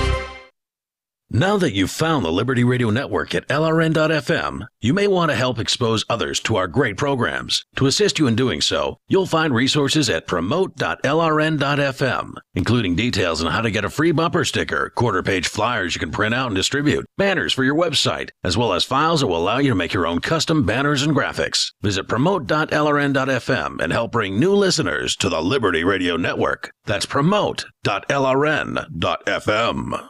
On Free Talk Live, we're bringing people to the ideas of liberty every day. From wrestling superstars like Glenn Jacobs. You guys really are having an impact, I believe. Like I said, a lot of where I am now is due to listening to Free Talk Live. You changed my mind on some very important issues years ago. To random people tuning in on the radio. I was kind of stuck in the left-right paradigm. I heard your show by chance on a Saturday night. From there, I went on, joined the Free State Project, and become an amplifier. So, I mean, that's really the reason why I amp is because I know that if it wasn't for you guys being on as many stations as you are, I never would have found the ideas of liberty. Your amp will directly change more lives by getting Free Talk Live in front of people looking for talk radio online and on the air. When you amp Free Talk Live, you get perks like access to the AMP-only Facebook group and AMP podcast. Visit amp.freetalklive.com. Love what we do? Please help support our international satellite channels at patreon.lrn.fm. That's patreon.lrn.fm. You are listening to The Call to Freedom on LRN.fm. Unasikiliza wito wa uhuru katika LRN.fm. Hey, everybody. My name is Carlos Matos, and I am coming from New York City, New York. Let me tell you guys that I am so excited. I am so happy. I am really so thrilled to be right now sharing this amazing, glorious, super, and exciting moment of my life with all of you guys. And let me tell you that we are really changing the world as we know it. The world is not anymore the way it used to be. No. Be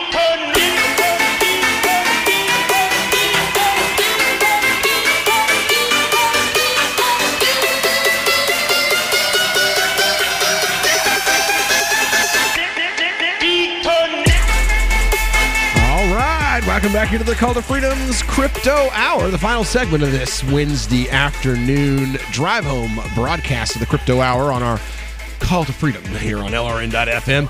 We are, we're going to talk to you about a scam. You hear Carlos Matos. You know what that means. Somebody's getting ripped off. Well, according to the Bitcoinist, something that we already commented on earlier this year, whoa, hold on. It's gone backwards.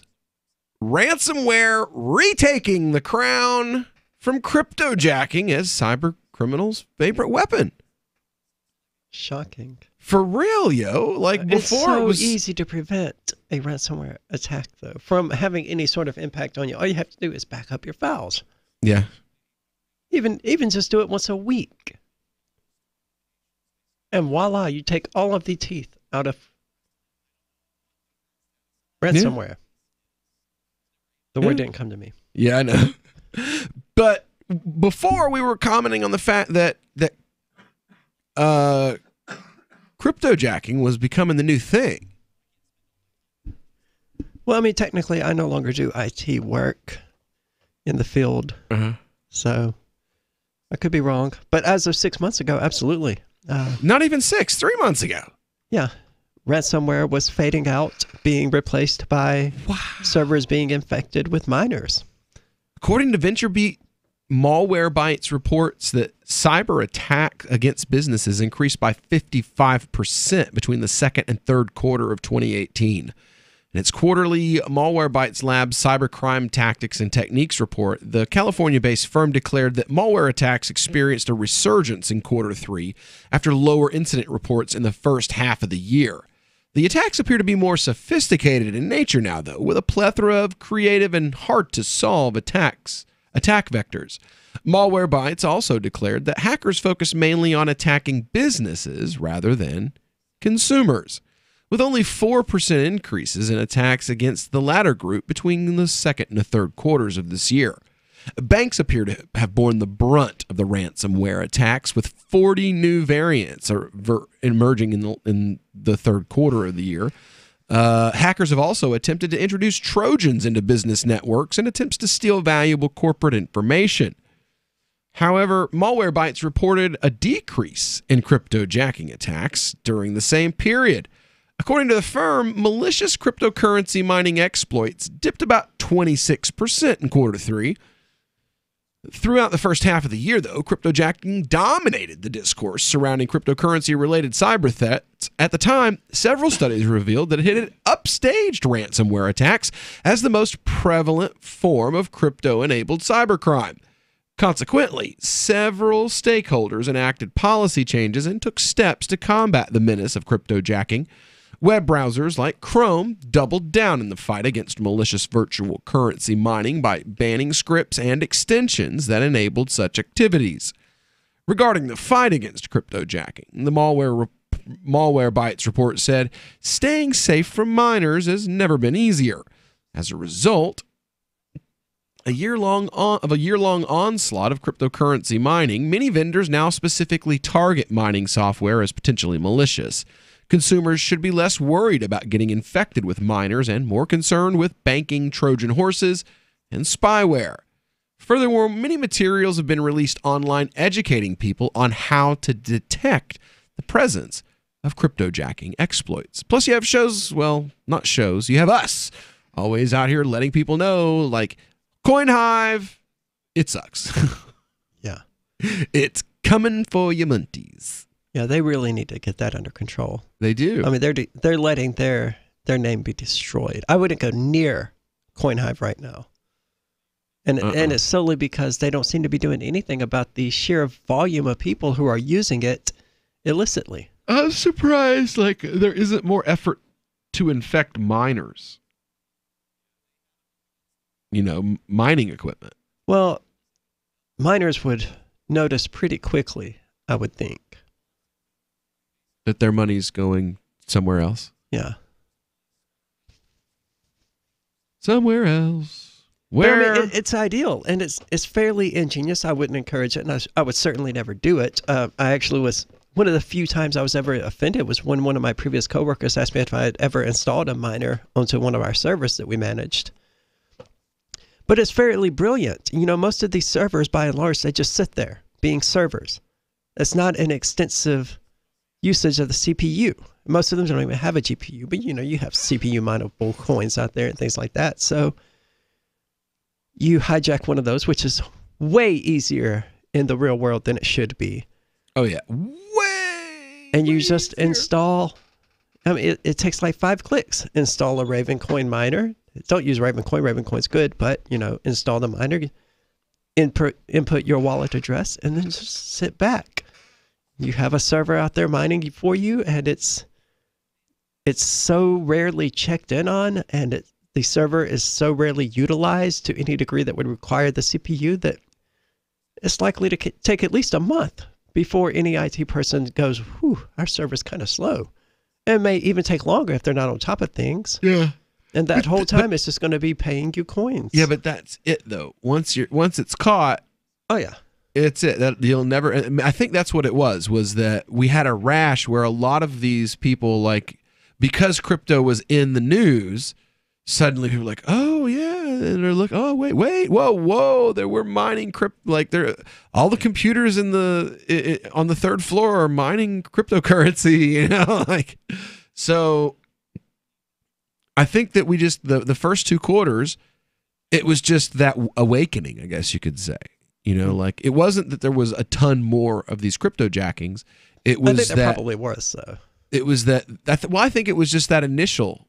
You know what I'm saying? The technology had just become available, and a bunch of scammers just did it, and they all got caught at the same time because once you catch one, it's like a domino effect.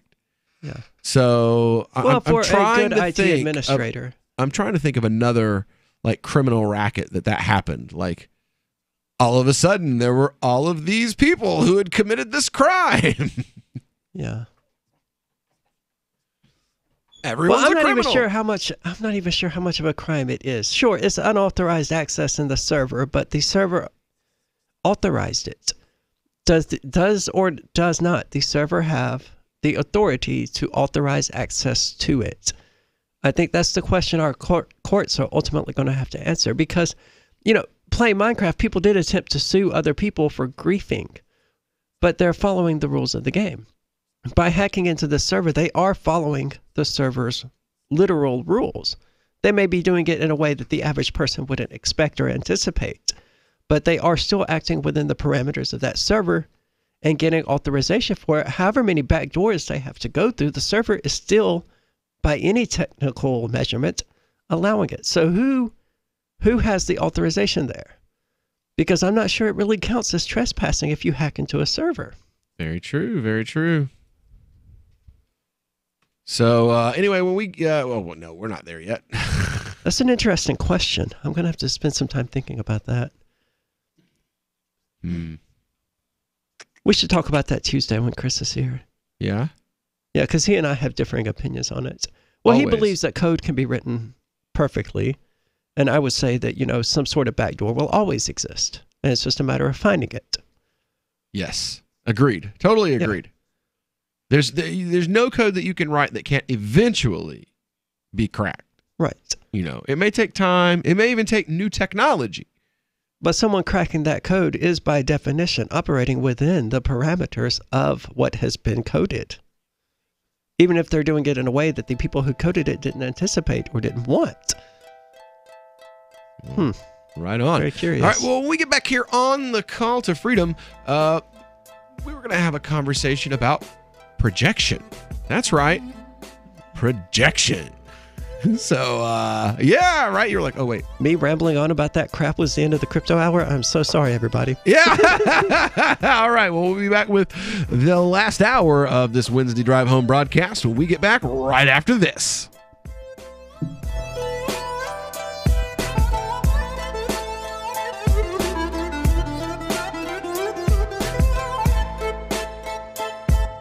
The Free State Project has reached its goal of 20,000 liberty lovers who've pledged to move to New Hampshire and get active to achieve liberty in our lifetime.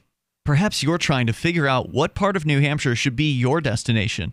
If so, consider Keene. You'll find more than 150 reasons to move to Keene at move.freekeene.com. Keene is famous for its historic, publicity-generating activism, as well as being the liberty media capital of the world. It's home to freekeene.com, New Hampshire's destination for liberty activism, news, and opinion. For years, we've been compiling over 150 reasons to move to Keene at move.freekeene.com, where you'll learn about some of what's happening here and what makes Keene a great place to live. If you love liberty, you'll probably enjoy anywhere you end up in the Shire. But do your due diligence first. Please visit move.freekeene.com for the full list of over 150 reasons to move to Keene. That's move.freekeene.com.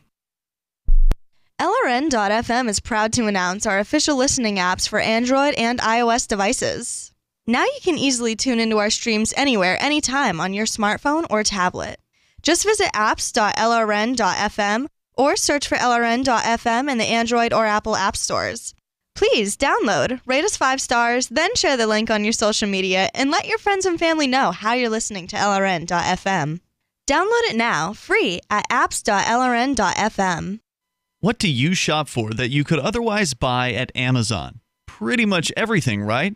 Amazon has competitive pricing and they deliver, and that's a big plus. If you could plan ahead in your shopping, would you be interested in saving up to 33%? There's a catch. You have to do your shopping in Bitcoin. But imagine those savings. It's like a huge raise. All you have to do is go to saveitpurse.com. We've saved thousands, and you can too. Plan ahead and save. Saveitpurse.com. More of the Call to Freedom is coming up next, live after the news on the Liberty Radio Network at LRN.FM. From Keene in the Shire, the Liberty Media capital of the world, this is Daryl W. Perry, host of FPP Radio News for Wednesday, October 17th, 2018. Silver is trading at $14.67 per ounce. Gold is valued at $1,226 per ounce. Zen is trading at $14, and the average price of Bitcoin is $6,517. Antiwar.com reports further complicating the Saudi claims that Crown Prince Mohammed bin Salman had no knowledge at all about the disappearance and apparent killing of journalist Jamal Khashoggi. Several of those named previously by Turkish officials as suspects have been closely linked to the Saudi Crown Prince. These included a suspect who was a constant traveling companion for the prince, seen exiting planes with him in Paris and Madrid, and seen with him during multiple visits to the United States, including this year's visit to the United Nations. 3 other people on the list were known members of the Crown Prince's security detail, and another had a top position in the Saudi Interior Ministry, with analysts saying his involvement virtually assures royal family direction of the operation. Saudi Arabia is reportedly planning a report that will assert that Khashoggi died during an interrogation gone wrong, with the interrogators having acted independently of the Crown Prince. This is going to be a difficult case to make, given how closely so many of the team were to him. Zencash has changed their name to Horizon to better represent their transition from a cryptocurrency to a pioneering platform that protects consumer data. They are working towards the day when anyone will be able to build privacy-based applications on the Horizon platform. The unique spelling of Horizon is a nod to their heritage and recognizes that they remain committed to the vision that their project was built upon. Their coin and ticker symbol remain ZEN. Learn more at horizon.global and join the Horizon community. HORIZEN.global.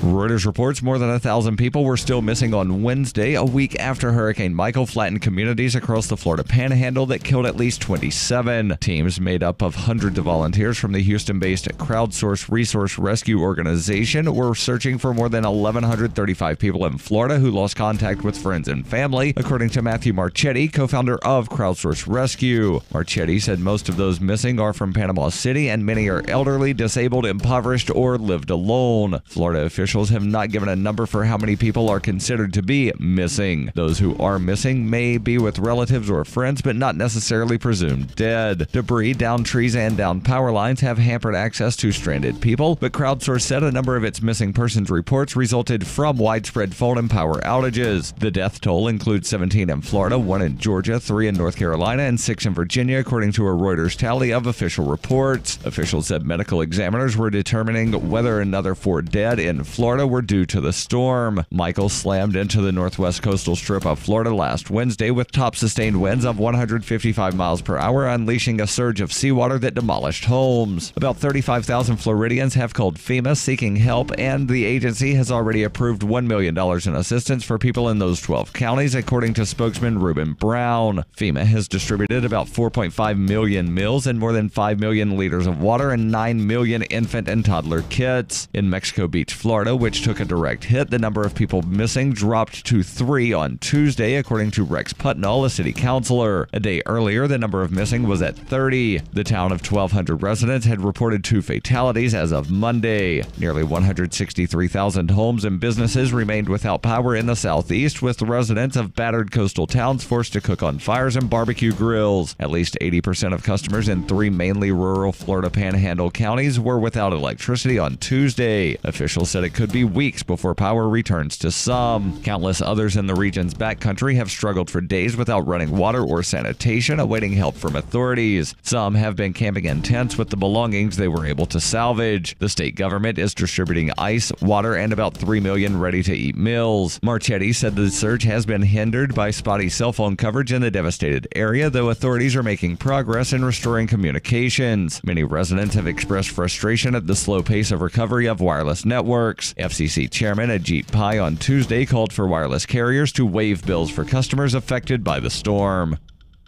You can support FPP Radio by joining the Fans program. Fans are friends, allies, and numerous supporters. You can join the Fans program through Patreon and get perks like ad-free versions of FPP Radio News and Peace, Love, Liberty Radio. To learn more or to join the Fans program, visit fans.fppradio.com.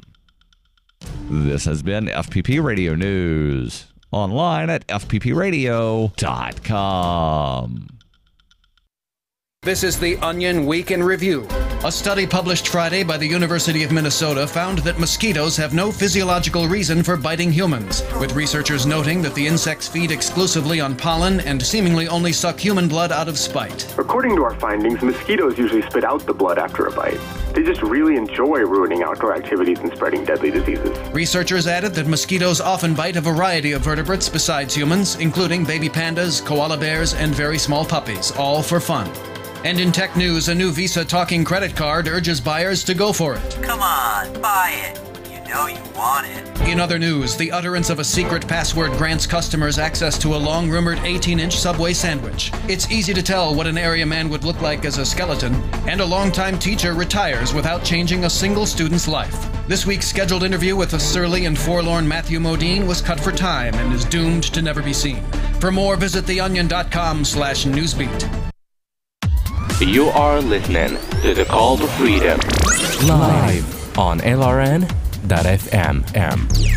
تستمعون إلى نداء للحرية مباشرة على LRN.FM.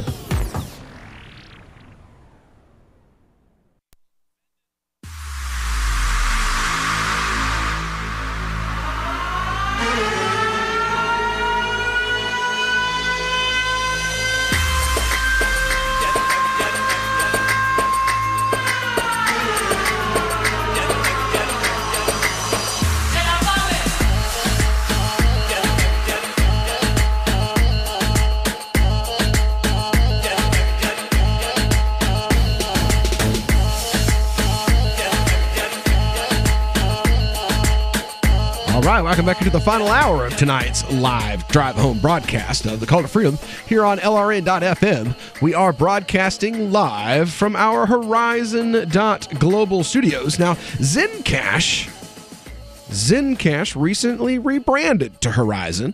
However, the cryptocurrency is still known as Zen. And, well, it's a great product. They use the zero-knowledge proofs. We're big fans of them. One of the best coins that we've ever reviewed on the show. If you can learn more about it, go to horizon.global. That's HORIZEN.global. So continuing on with today's broadcast, Aria and I had started a discussion about the idea of projection. I was listening to a lecture earlier today, which is basically, that's what I do. I spend 3 hours a day at work listening to lectures at Yale or Cambridge or lots of lectures from Zaytuna and maybe from the University of Cape Town, a lot of stuff from the University of Cape Town. So there's just different, or Cambridge University, where Timothy Abdul Hakim Winter lives and is, the head of the department. I listen to a lot of this stuff, and I get the opportunity because, that's why I listen, to learn. Whoa, who'd have thunk it? So for 3 hours a day while I'm working at a menial label job, I'm learning, so I'm using my time wisely and productively. Look at that. Well, this quote came out, and I was just like, you know what? That's America today. Because this was talking about Europe. Particularly around the era of World War I. And this is, he's a Christian scholar. His name's Montgomery Watt. And he says, he's talking about the clash of civilizations that we were just talking about under Frank Gaffney. And we hear it on TV all the time or on the radio. The West, America, the West are the champions of, they're the white hats. They're the good guys. They're the forces of good, of light. And those brown people over there, those are sand people. They're the darkness. They're evil. Well, the war between the light and the darkness sounds well, but in this post-Freudian world, men realize that the darkness ascribed to one's enemies is a projection of the darkness in oneself that is not fully admitted. In this way, the distorted image of Islam to be regarded as a projection of the shadow side of European man. The violence and excessive sexuality ascribed to the, quote, Saracens existed also in Europe, even if contrary to the Christian ideal. According to Christian... I can't think of a more sexualized society than America. Well, this is like talking about, like Europe throughout the whole. Yeah, I'm sure during the 20s, America was not quite as sexualized. But, I mean. This goes today, all the way back to the Crusades. If you don't find a half-naked chick in your TV show, then you're not watching that TV show. Oh, yeah, absolutely. Well, according to Christian theory, sexuality was carnal. And what was carnal prevented the soul, the true man, from attaining eternal life. It followed that monastic celibacy was a higher life than that of marriage. Yet one wonders whether ordinary men, even when they paid lip service to the belief in the superiority of celibacy, did not proceed on the assumption that the awareness of the exercise of sexuality was a great good. In the evidence of the growing self-awareness of European Christendom, that some leading figures came to understand how, quote, Islam in the image stood for what was evil in Europe itself. And what we see now is a new message done the same way. We live in a society that is in pursuit of world domination. Oh, yeah. Not in pursuit of, have largely achieved. Yes. That's why we hate China and Russia so much. Well, that is the Frank Gaffney, blah, blah, blah. That is their narrative. It's going to be a new Ottoman Empire and they're going to take over the whole world. And that's what the Muslims want. These people who like white Germans did, who like half of them don't have electricity. They're going to, they want to take over the world. Most of them just want to, oversee their herds and raise their gardens and raise their children and be left the hell alone. But no. There's a global conspiracy to take over the planet. Well, it's rather like how we point our fingers at China and we're so terrified that they're going to try to take over the world. And it's like, but China has no expansionism in their entire history. It's just, imperialism is not something they're big on. Well, that imperialism they were big on, but it was one of those things like, okay, we've built. Well, they were not. They built the Qin. When it happened to them. Well, they built the Qin dynasty, and they threw the wall up, and they were like, "All right, this is China, yo." Yeah, and that was the end. They're like, this is China. And funny enough, as big as China was, they still got dominated by their neighbors. Yeah, particularly the Japanese. Japanese slapped them around like school children. You know what I'm saying? Like, it was and I'm not saying good. these Chinese are innocuous. I mean, certainly they're horrible within their own borders. Yeah. Well, they're trying to expand into Africa, but it looks like I saw some stories the other day. Africa seems to be resisting because Africa understands that free market values is what brings, prosperity to your nation. And if you're opening your borders to the Chinese, free market values is not what you're going to be finding very quickly. No, and after a century of being oppressed and imperialized by the West. Raped by the West, I'm sure they're a bit hesitant to sign on with. Shy. I mean, they saw how it worked out for Afghanistan. Yeah. Yeah. And Pakistan. Yeah. Like, Pakistan is a friend and a member state, and the American government still invades their borders and bombs countries without their permission. I mean, buildings without their permission. We thought there was a terrorist there, so we dropped the bomb. And they're like, yo, you got to at least tell us first. This is our country. I thought we was friends. It's our border. Yeah, but we're better friends with India. Yeah, right. India's got lots of more money and they have more nukes than you do. Yeah. So, and a bigger economy and lots of gold. Good God, India. You know why India has so much gold? Tradition. You have to give gold for a wedding. It's really? Basically, it's like an insurance policy for if the marriage doesn't go well, the girl has like $10,000 or $15,000 worth of gold that she can use to survive in case the marriage goes sour and she ends up like alone with a kid. She has thousands of dollars in gold to keep her sustained. Yeah, it's like this whole tradition. If you go to Jackson Heights in New York City, where the big Indian neighborhood is, it's all restaurants, a couple clothing stores, and gold shops. That whole neighborhood, it's just like restaurant, clothes store, gold shop. Restaurant, clothes store, gold shop. And that's it. It's like Indian food and jewelry. If you want anything else, you got to go around the corner at the end and like kind of go out away from Jackson Heights a little bit. Then you could find stuff like the kufis that I wear and stuff like that.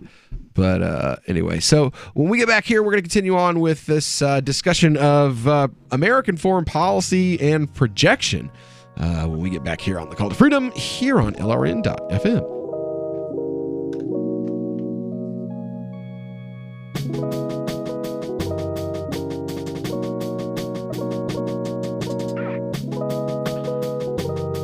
Looking for a great real estate investment? Consider New Hampshire, which is ground zero for the Liberty Movement. Your first call should be to Mark Worden from Porcupine Real Estate. He's more than just a real estate agent. He's your New Hampshire concierge. Where are the best places to live? Do you want farm, city, the burbs, or forest? Do you want a duplex or multifamily building so that renters pay your mortgage? There are homes in all price ranges in New Hampshire, and Mark can help with financing too. Invest in liberty and property. Mark Worden can help.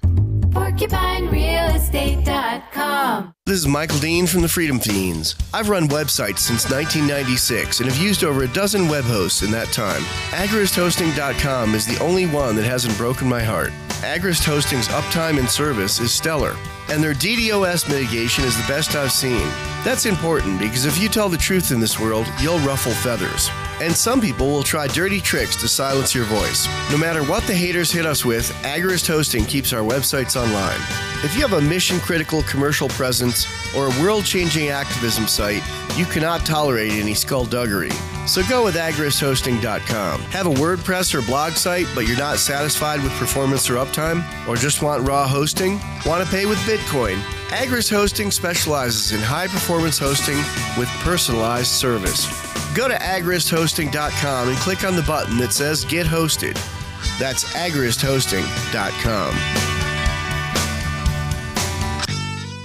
There are lots of ways to listen to Free Talk Live. Our podcast has been around since podcasts began, and now the FTL feed is loaded with content besides our full show archives. Did you know that we make it easy for you to customize your podcast subscriptions? We have different feeds, one that includes only our full shows, one with just the Daily Digest, and one with just the Edgington Post. You decide what you listen to. It's quick and easy to customize your feeds at feeds.freetalklive.com. That's feeds.freetalklive.com.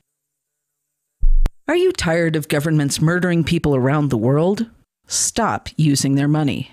There is an alternative. Bitcoin is a stateless, free market, non-political currency. Bitcoin cannot be inflated or controlled by any government.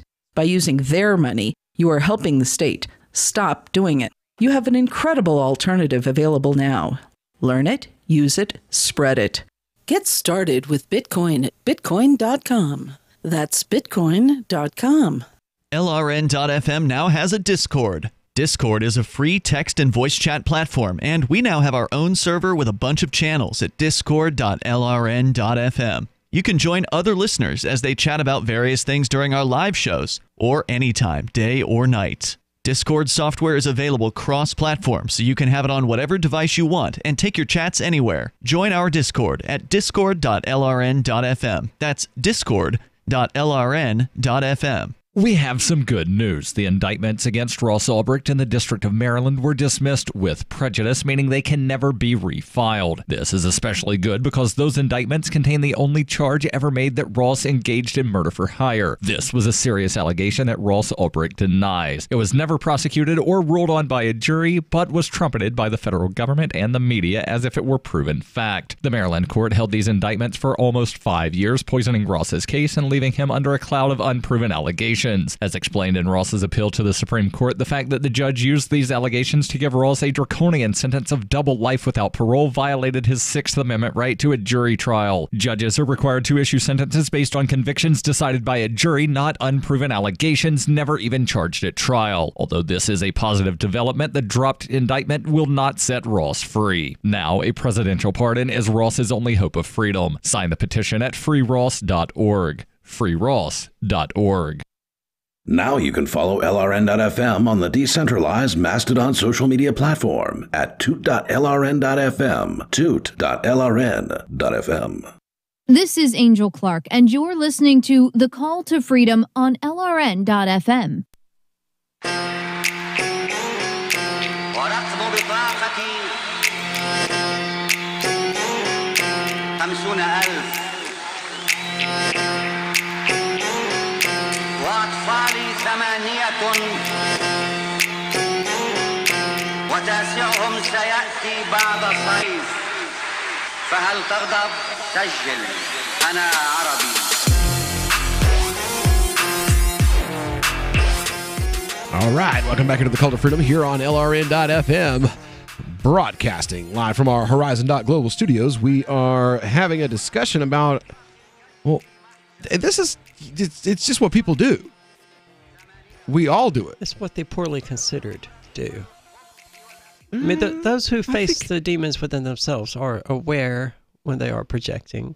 True. This doesn't necessarily stop them from projecting. You may have demons in you that you know you have, and then others that you don't. Or some people I think some people, they know what's there, but they still it's just natural. I think it's just a part of what humans do to each other. Well, it would have we to suck. be, because I mean the only perspective that we have for anything is our own. Yeah. So if I have these issues, the most natural thing for me to be would be to assume that everyone has those issues. We have the only perspective we can understand is our own, and we have to basically make up everybody else's. Yeah.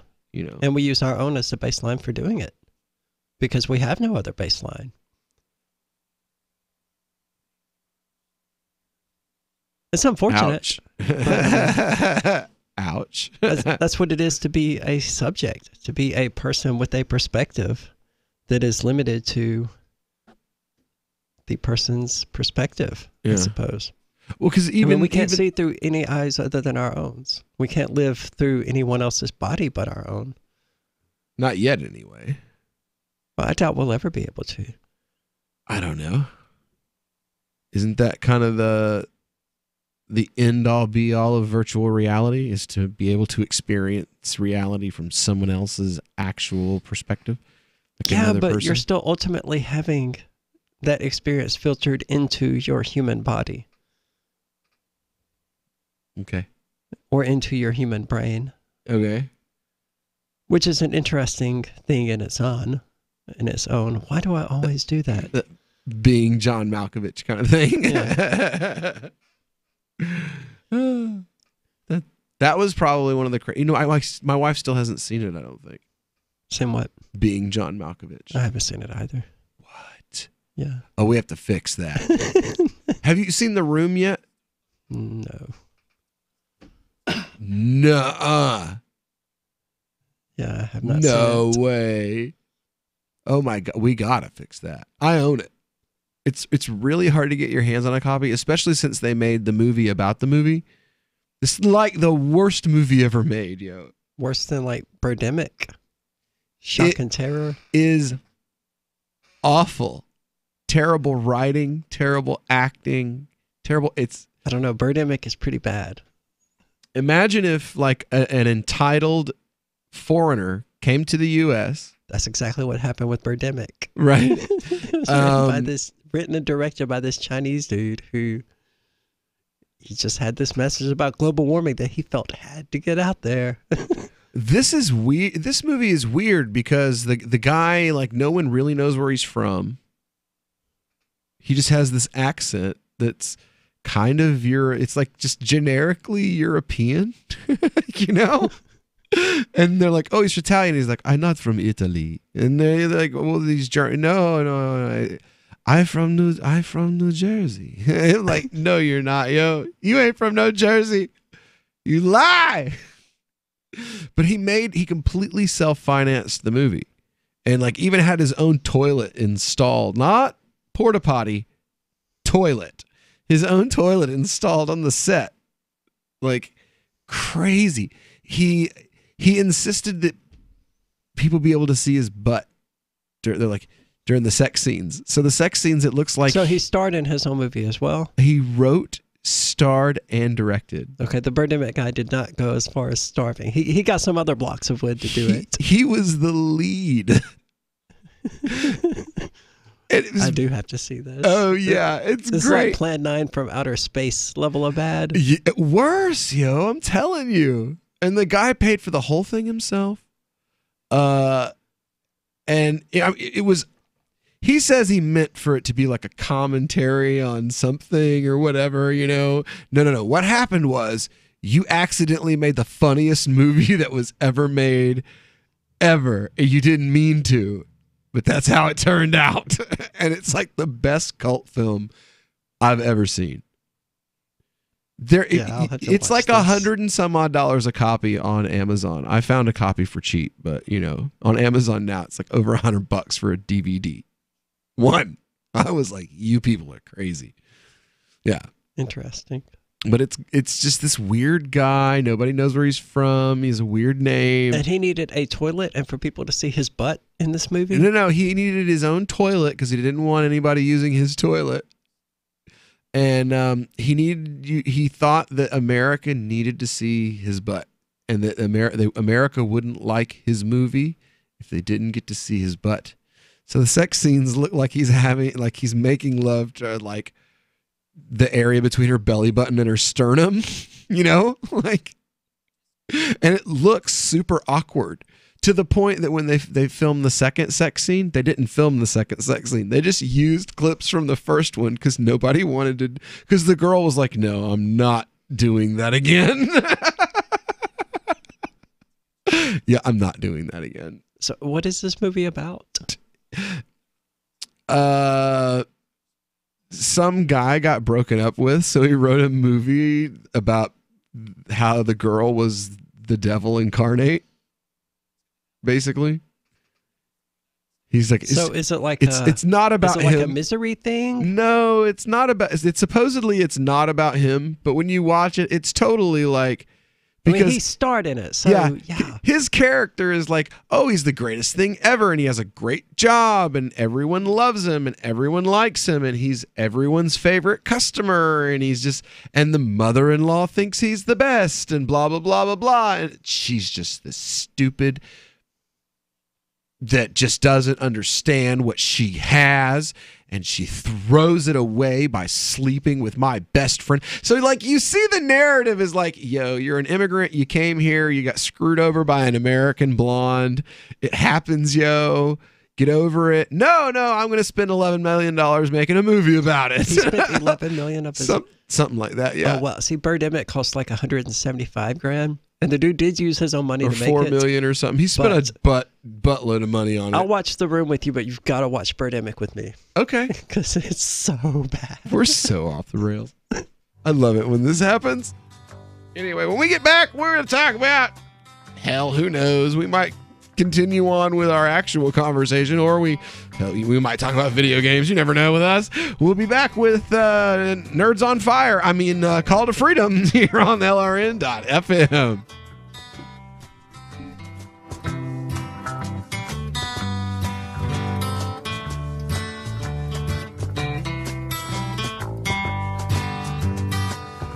If my words did glow with the gold of sunshine, and my tunes were played on the harp unstrung, would you hear? Is spreading the message of liberty, cryptocurrency, and peace around the globe worth $2 per month to you? As you may already know, in addition to our internet feed, LRN.FM broadcasts on free-to-air satellite across North and Central America, as well as Sub-Saharan Africa. And we've been available on satellite for free 24/7 since 2010.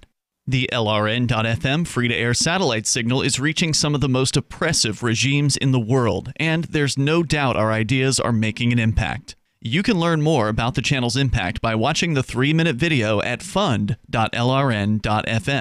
If you'd like to help free minds globally with our ideas of liberty, cryptocurrency, and peace, you can donate as little as $2 per month via fund.lrn.fm. You can help us continue and expand our satellite broadcast to multiple continents. Visit fund.lrn.fm today, and thank you for your help. Don't forget to share the link on social media. That's fund.lrn.fm.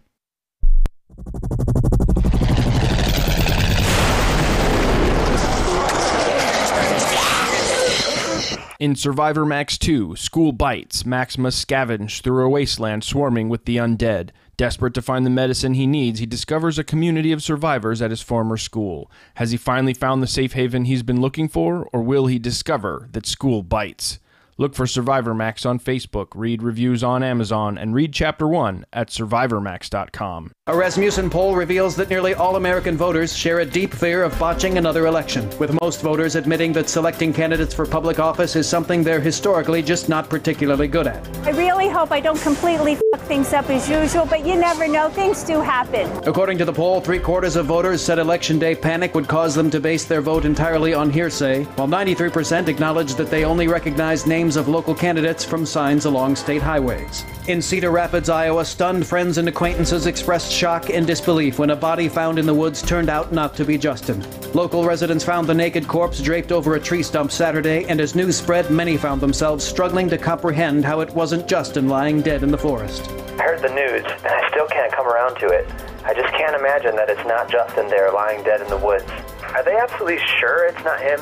Friends and family are still urging authorities to double-check the body, or at the very least, bring in Justin as a suspect. This is the Onion News Network. The LRN.FM social media channels have been revamped. We've eliminated Facebook and focused on other platforms like Twitter and Mastodon, the decentralized alternative to Twitter. On our accounts, you'll find posts from multiple LRN.FM show hosts together in one place. Follow us on Twitter at twitter.lrn.fm, or better yet, move to the decentralized Mastodon social media platform at toot.lrn.fm, toot.lrn.fm. I think you'll like it. Since time began, tyrants have taken aim at personal liberties. Now there's a movie that aims back. The government has no more right to tell us what to put in our bodies than they have to take our guns or tell us what books we can read. 6 drug police were eaten by bears while raiding a marijuana farm. On your knees, you dirty hippies! Jesus. On your knees! What's the problem, officer? Today, many cops who enforce pot laws do so only because it provides them with cushy jobs, good benefits, and a chance to push people around. I was an undercover narcotics officer. The drug war is nothing but a farce. The Second Amendment says you gotta keep you and your gat intact. Guns and Weed, The Road to Freedom. A film by Michael W. Dean and Nima Vadadi. DVD available now at gunsandweed.com or on Amazon. That's gunsandweed.com. Makes the perfect gift. Remember, that's gunsandweed.com. This is the Liberty Radio Network, broadcasting the latest liberty-oriented audio content 24 hours a day at LRN.FM.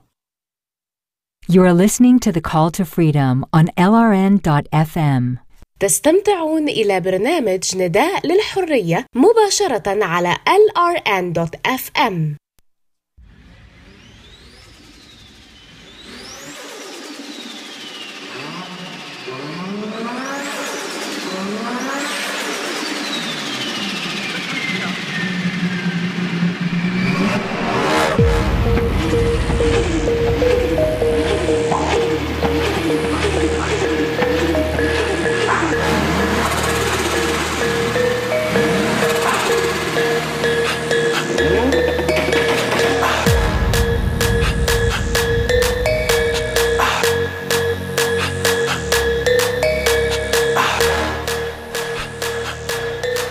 All right, welcome back here to the Call to Freedom here on LRN.FM.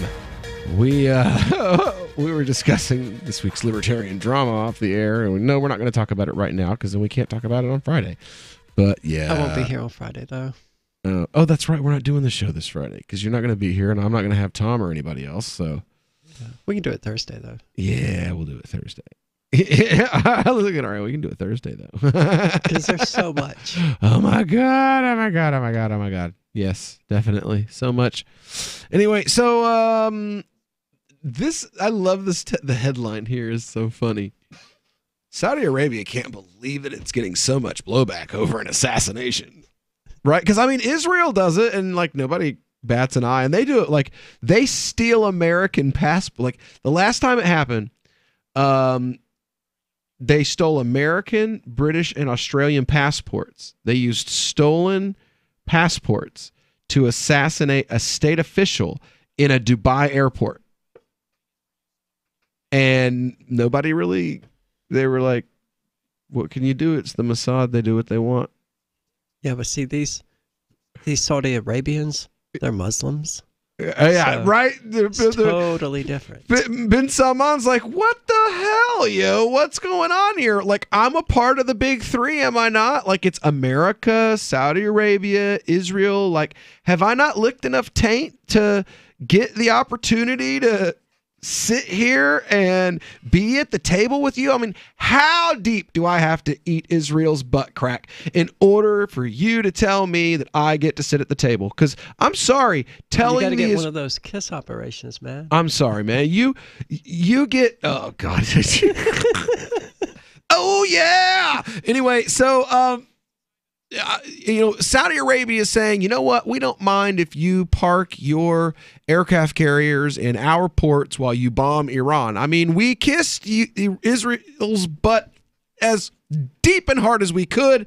Why don't we? I mean, you let our diplomats rape girls in your countries and get off on the, I slipped and fell and it went in defense. Why can't we kill somebody at the Turkish consulate? I mean, y'all do it. I mean, you drone bomb people without your own citizens without charge or trial. So why can't we assassinate one of ours? I mean, we're Saudi. If he was here, we'd kill him anyway. So, and that's the funny. The Saudis just like, how the hell are y'all mad at us about this? We do way worse all the time. We helped finance 9/11, and y'all are like, we'll cover that up for you, but we're not gonna. We killed somebody. Our government doesn't control, thankfully, yet they don't control public opinion. Well, not only that, they don't control Turkey very well because Turkey's got a new government that doesn't like Saudi and is not going to. Is this the Erdogan guy? Erdogan. I mean, I don't like. I'm not a fan of Erdogan personally, but he's not going to kiss Saudi's butt. He's going to kiss Europe. So how does that human caterpillar work? Is it like the U.S. at the front getting their butt licked by Israel, who is in the middle getting their butt licked by Saudi Arabia? Oh, no. Israel's at the front of the line, yo.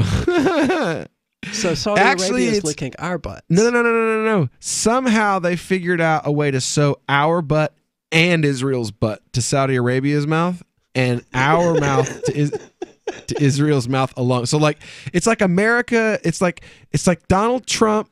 It's like we're at the most. What's that chick's name that just quit? Nikki Haley. So if they took Nikki Haley and Mohammed bin Salman and they sewed like the inside of their mouths together and then sewed the outside of the to Israel, somehow could figure out a way to put like a pencil in there and split it in two different directions. That's what's going on there. And somehow they figured out a way to get Saudi Arabia and America doing it to each other at the same time. So like, I don't know, maybe there's like some hand thing going. I don't know. I just know it's unholy and yes, what you just described is absolutely unholy. It is absolutely unholy and should be stopped. But we fund it to the tune of $3.8 billion per year. And that's that's baseline. Well, we have to provide the coke that allows all of these people to forget what they're doing. Sorry. Okay. Oh. I moved the wrong way and I had a tear loose. Ooh. Yeah. Wow. Oh, yeah. Anyway, but so. I mean, Saudi Arabia, you do have this weird sort of alliance thing going on of the Christian American nation, the Jewish Israel nation, and the Muslim Saudi Arabia nation, none of whom represent the actual tenets of the religion, is worth mentioning. Yeah. But all of whom claim to. Yeah. And they're just sort of engaged in this love triangle. Of death. Yeah. It's just.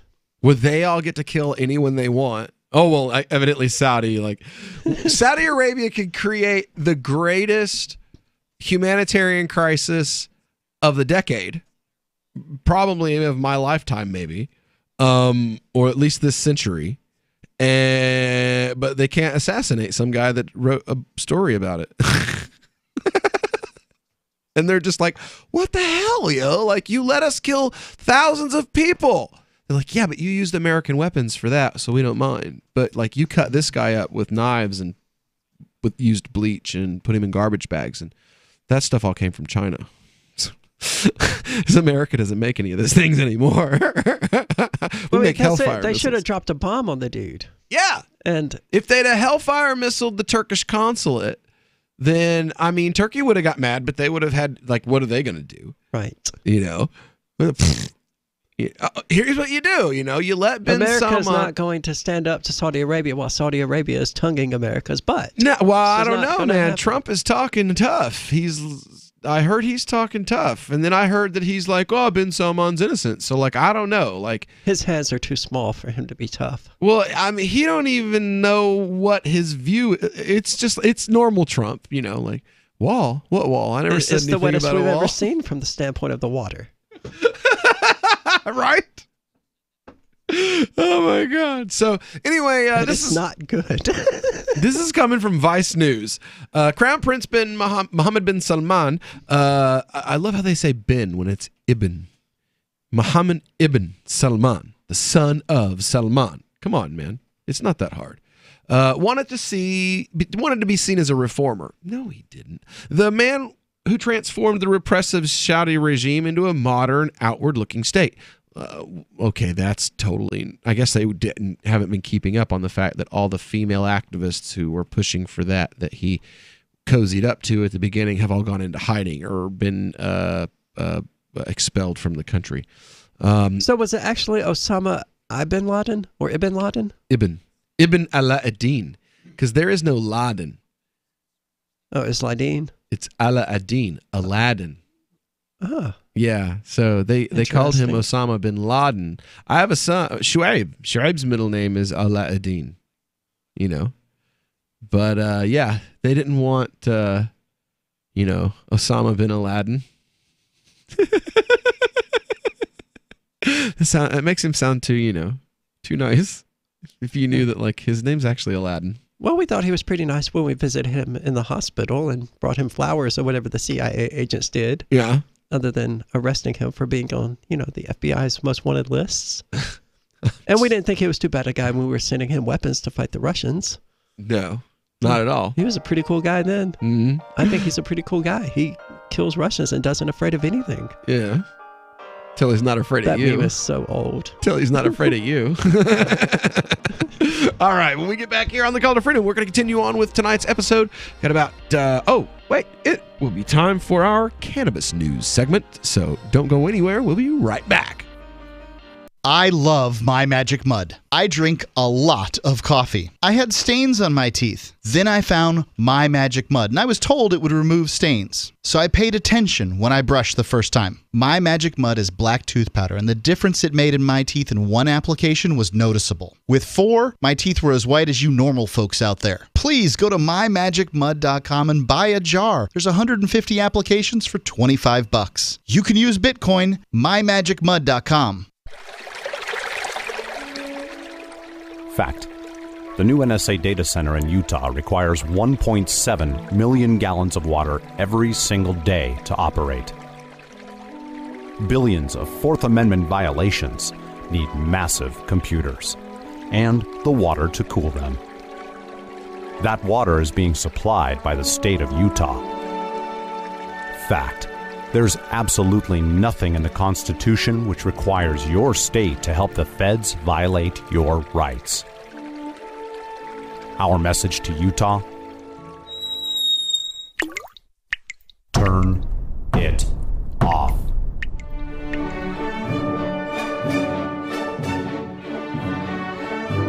No water equals no NSA data center. Visit offnow.org.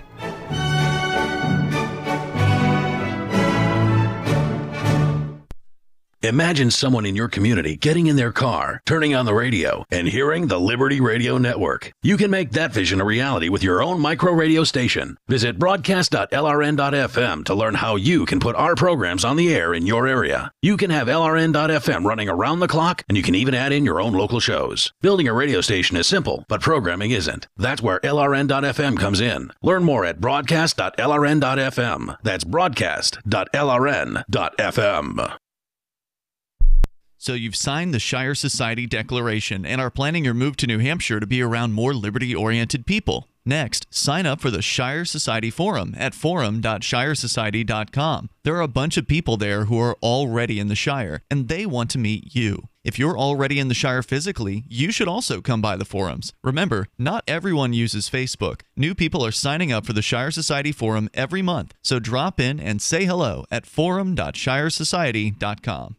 Did you know we've taken our LRN.FM telephone listen line to a new level with the LRN.FM audio on demand line? Now you can call 712-770-8447 anytime and listen to LRN.FM's live feed. And you can listen to a bunch of our original shows on demand. Long distance fees may apply. Just dial 712-770-8447 and choose from the menu. 712-770-8447. Why did you move to the Shire? I moved here to the Shire because there's other people around who take liberty just as seriously as I do.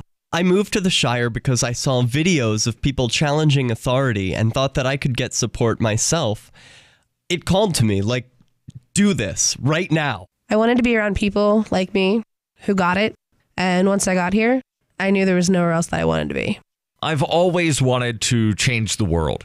So I moved to the Shire to join people who were actually working towards doing the same thing. The people here are awesome, loving, and positive. It was for the adventure and for the feeling of something important is happening here. And I just wanted to come to sort of be part of that. Visit shiresociety.com to read and sign the Shire Society Declaration and learn the reasons why, if you love liberty, you should immigrate to the Shire. Plus, add yourself to the Shire map at shiresociety.com. That's shiresociety.com. You can sign up to receive the latest about the Liberty Radio Network via our email updates at updates.lrn.fm. That's updates.lrn.fm. You are listening to the Call to Freedom on LRN.FM. आप सुन रहे हैं स्वतंत्रता की पुकार सिर्फ और सिर्फ LRN.FM पे.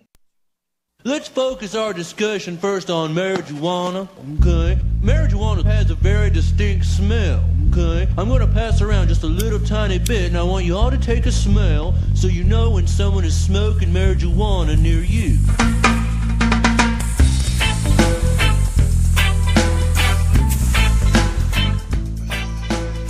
All right, we are back here on the Call to Freedom here on LRN.FM.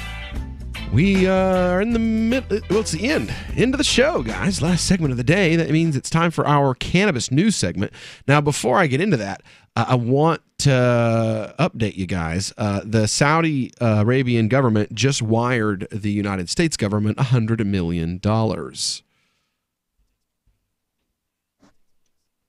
Right? Wait, what? Hey, buddy, here, have $100 million. So we should anticipate 9/11 Part 2 in the next few months? I would think more like we should, we definitely won't be pursuing this journalist thing, that's for sure. No, definitely not. But it's alarming that Trump a... was just like, oh, by the way, it would take some sort of national tragedy to unite people. And then Saudi Arabia's like, oh, here's $100 million. You saw what people did with like 150,000, I think it was. Imagine what you could do with this. Right. Ugh. Anyway, so cannabis news, and well, you know what? America's drug war, it's always been racist. We knew that. Oh yeah. It was that's the entire point of the entire thing. Yep. To understand the history of cannabis in the U.S., you have to understand and examine immigration. Though many people associate the war on drugs with Nixon or Reagan administrations, the truth is that the drug war's history dates back nearly 100 years to That's why we called it marijuana instead of cannabis. Yep. To the advent of U.S. Border Patrol. That's right. See, there's a clear historical connection between cannabis prohibition and immigration enforcement, and drug policing remains critical to border security today. Following the election of Donald Trump, ICE has increased its use of misdemeanor cannabis convictions as a tool to arrest and deport non-U.S. citizens, particularly in the southern border. Nothing gets you quicker deported than a cannabis conviction, says Nick Pacheco of Latinos for Cannabis. On the U.S.-Canadian border, meanwhile, the government is now warning that Canadians who work in the legal cannabis industry may be barred from entering the U.S. for life. Even people who simply use legal cannabis could be turned around at the border if they admit to doing so. Before ICE was created in 2003, in the wake of 9/11, there was U.S. Border Patrol, formed by Congress in 1924 to prevent people from crossing into the U.S. without official permission, permission slips. According to Kelly Light Hernandez's article, Amnesty or Abolition, following the Mexican Revolution, more than 890,000 Mexican people legally immigrated into the U.S. between 1910 and 1920. The Border Patrol intended to police borderlands to target illegal immigrants, including Mexican migrant workers who weren't technically prohibited from entering the U.S., but, quote, often evaded the administration requirements for legal entry, such as paying entrance fees, passing a literacy test, and health exams, says Lytle Hernandez. Around that time, the term marijuana, spelled with an H, entered the American lexicon. It was derived from the xenophobic idea that Mexicans bring drugs into the U.S. In states with significant Mexican populations, such as Texas, Mexican prejudice was a catalyst for prohibition, explains Steve W. Bender, an associate dean of Seattle's School of Law, in his piece, The Colors of Cannabis, Race and Marijuana. As contended on the floor of the Texas Senate in the early 1900s, he writes, all Mexicans are crazy, and this marijuana makes them crazy. I'm serious. No essay. Yeah, by the 30s, long before the years of just saying no, federal officials were actively working to expand the stigma around cannabis. Everybody who knows anything about cannabis legalization knows of Harry Anslinger, who, during the era of alcohol prohibition, became the first commissioner of the Federal Bureau of Narcotics and took the scientifically unsupported idea of marijuana as a violence-inducing drug and connected it to black and Hispanic people, creating a perfect package of terror to sell to the American media and, doesn't say here, but let's just be honest, white public. Bender writes, the propaganda helped push forward the marijuana, not Juana, that's how they spell it. Well, they didn't know how to make a Mexican J back then. Right. Tax Act of 1937, the first piece of national outlaw legislation on cannabis. Black men were also demonized as criminals by anti-pot rhetoric. In southern states with large black population, fears of violent black smokers led to marijuana laws. Bender added, marijuana was scapegoated as prompting murder, rape, mayhem among blacks in the South. Mexican Americans, yeah, right, and not the fact that the Klan was just killing people and that lynching was still a normal thing. That wasn't what caused the mayhem. No, it was marijuana! We're tying people to trees and cutting off their genitals and setting them on fire. That's not what's got the black people in a tizzy. It's the pots. It's them dopes that they're smoking. Yeah. Okay. There's a little more of that projection that we were talking about earlier. Because the only mayhem that I see in that equation is the, mobs murdering black people over, most of the time, false accusations. Believe her, hashtag believe her. Well, wasn't marijuana one of the allegations made against it back then, that it caused white women to lust after black men? Oh yeah, that if your 16-year-old daughter smokes a joint, she's going to run to the black part of town and rip off all of her clothes. With marijuana being blamed for the seduction of white girls by black men. Right here it said, the very next sentence. It seems pretty clear the government was using immigration law and cannabis law to get rid of Mexicans at different periods. With Operation Wetback, I mean, obviously, it can't get more transparent than that in terms of what the government is doing. I can't believe that there's really an official government thing called Operation Wetback.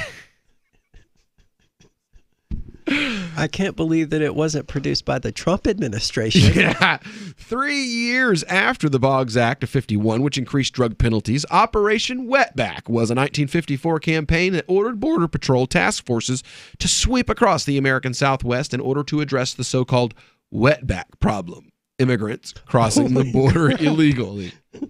The rhetoric sounds all too familiar. That's what Eisenhower himself said. Yeah. Unfortunately, I'm actually technically related to that family. Well, I don't want to judge them by the standards of today. Yeah. But really? That's racist as hell, yeah. The rhetoric sounds all too familiar under the Trump administration as the president regularly justifies a border wall to keep out Mexican immigrants. They're bringing drugs! They're bringing crime! They're rapists! He famously said in 2015. He did, and I thought his chances were sunk right then. And but some, he just kept going. I assume, are good people. What a stupid thing to say. He threw the disclaimer in there, so, I mean, why are you offended? I'm not offended. Well, I'm but shocked. that's their answer, though. It's like, well, I said with all due respect. Yeah. Basically. I said with all due respect, you look like somebody beat you with an ugly stick. I don't know why you're so offended. Yeah. I only called your mother a whore. I mean, I said with all due respect first.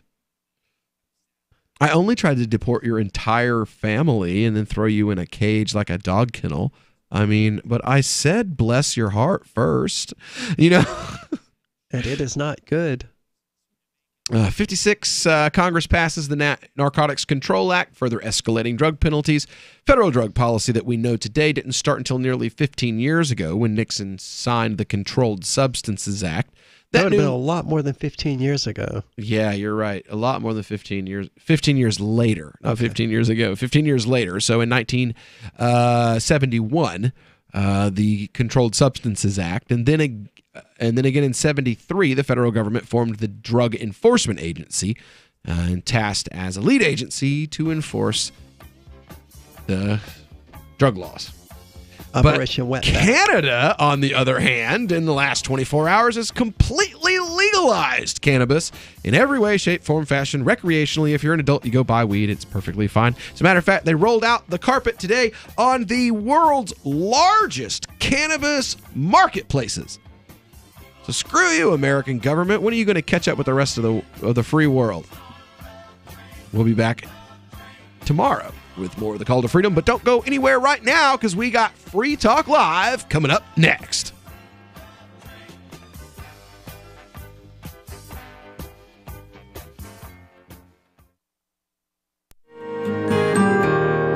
So the protection of life, liberty, and property is what the Free State Project is all about. But it's an effort to move 20,000 people who understand. It's about demonstrating to the entire country that, yeah, we can have a free market, a truly free market. Making it just a freer, great place to live.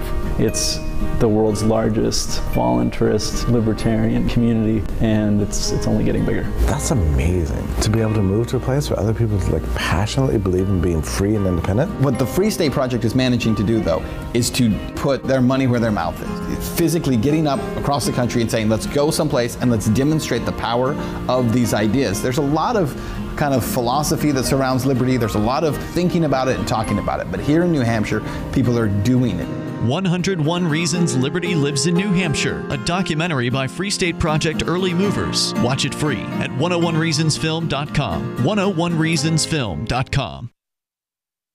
Some of you asked, and now we've delivered. LRN.FM's live Keene, New Hampshire studio shows are now streamed in HD on Twitch. Visit our channel at twitch.lrn.fm and give it a follow. If you have Amazon Prime, you get one free subscription on Twitch. If you use it on our channel, Twitch will give LRN.FM a monthly piece of your Prime subscription cost. So please watch, follow, share, and subscribe to twitch.lrn.fm. That's twitch.lrn.fm.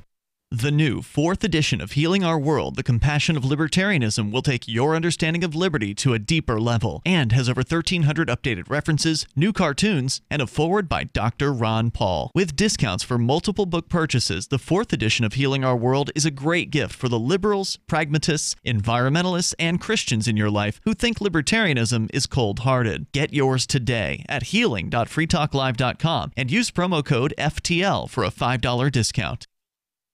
You're 6 minutes away from a live episode of Free Talk Live, brought to you by freekeen.com. Listen live at freetalklive.com.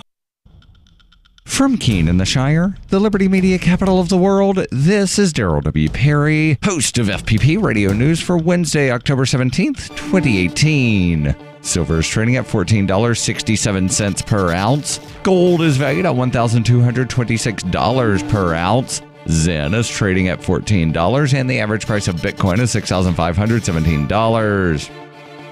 Antiwar.com reports further complicating the Saudi claims that Crown Prince Mohammed bin Salman had no knowledge at all about the disappearance and apparent killing of journalist Jamal Khashoggi. Several of those named previously by Turkish officials as suspects have been closely linked to the Saudi Crown Prince. These included a suspect who was a constant traveling companion for the prince, seen exiting planes with him in Paris and Madrid, and seen with him during multiple visits to the United States, including this year's visit to the United Nations. 3 other people on the list were known members of the Crown Prince's security detail, and another had a top position in the Saudi Interior Ministry, with analysts saying his involvement virtually assures royal family direction of the operation. Saudi Arabia is reportedly planning a report that will assert that Khashoggi died during an interrogation gone wrong, with the interrogators having acted independently of the Crown Prince. This is going to be a difficult case to make, given how closely so many of the team were to him. Zencash has changed their name to Horizon to better represent their transition from a cryptocurrency to a pioneering platform that protects consumer data. They are working towards the day when anyone will be able to build privacy-based applications on the Horizon platform. The unique spelling of Horizon is a nod to their heritage and recognizes that they remain committed to the vision that their project was built upon. Their coin and ticker symbol remain ZEN. Learn more at horizon.global and join the Horizon community. HORIZEN.global. Reuters reports more than 1,000 people were still missing on Wednesday, a week after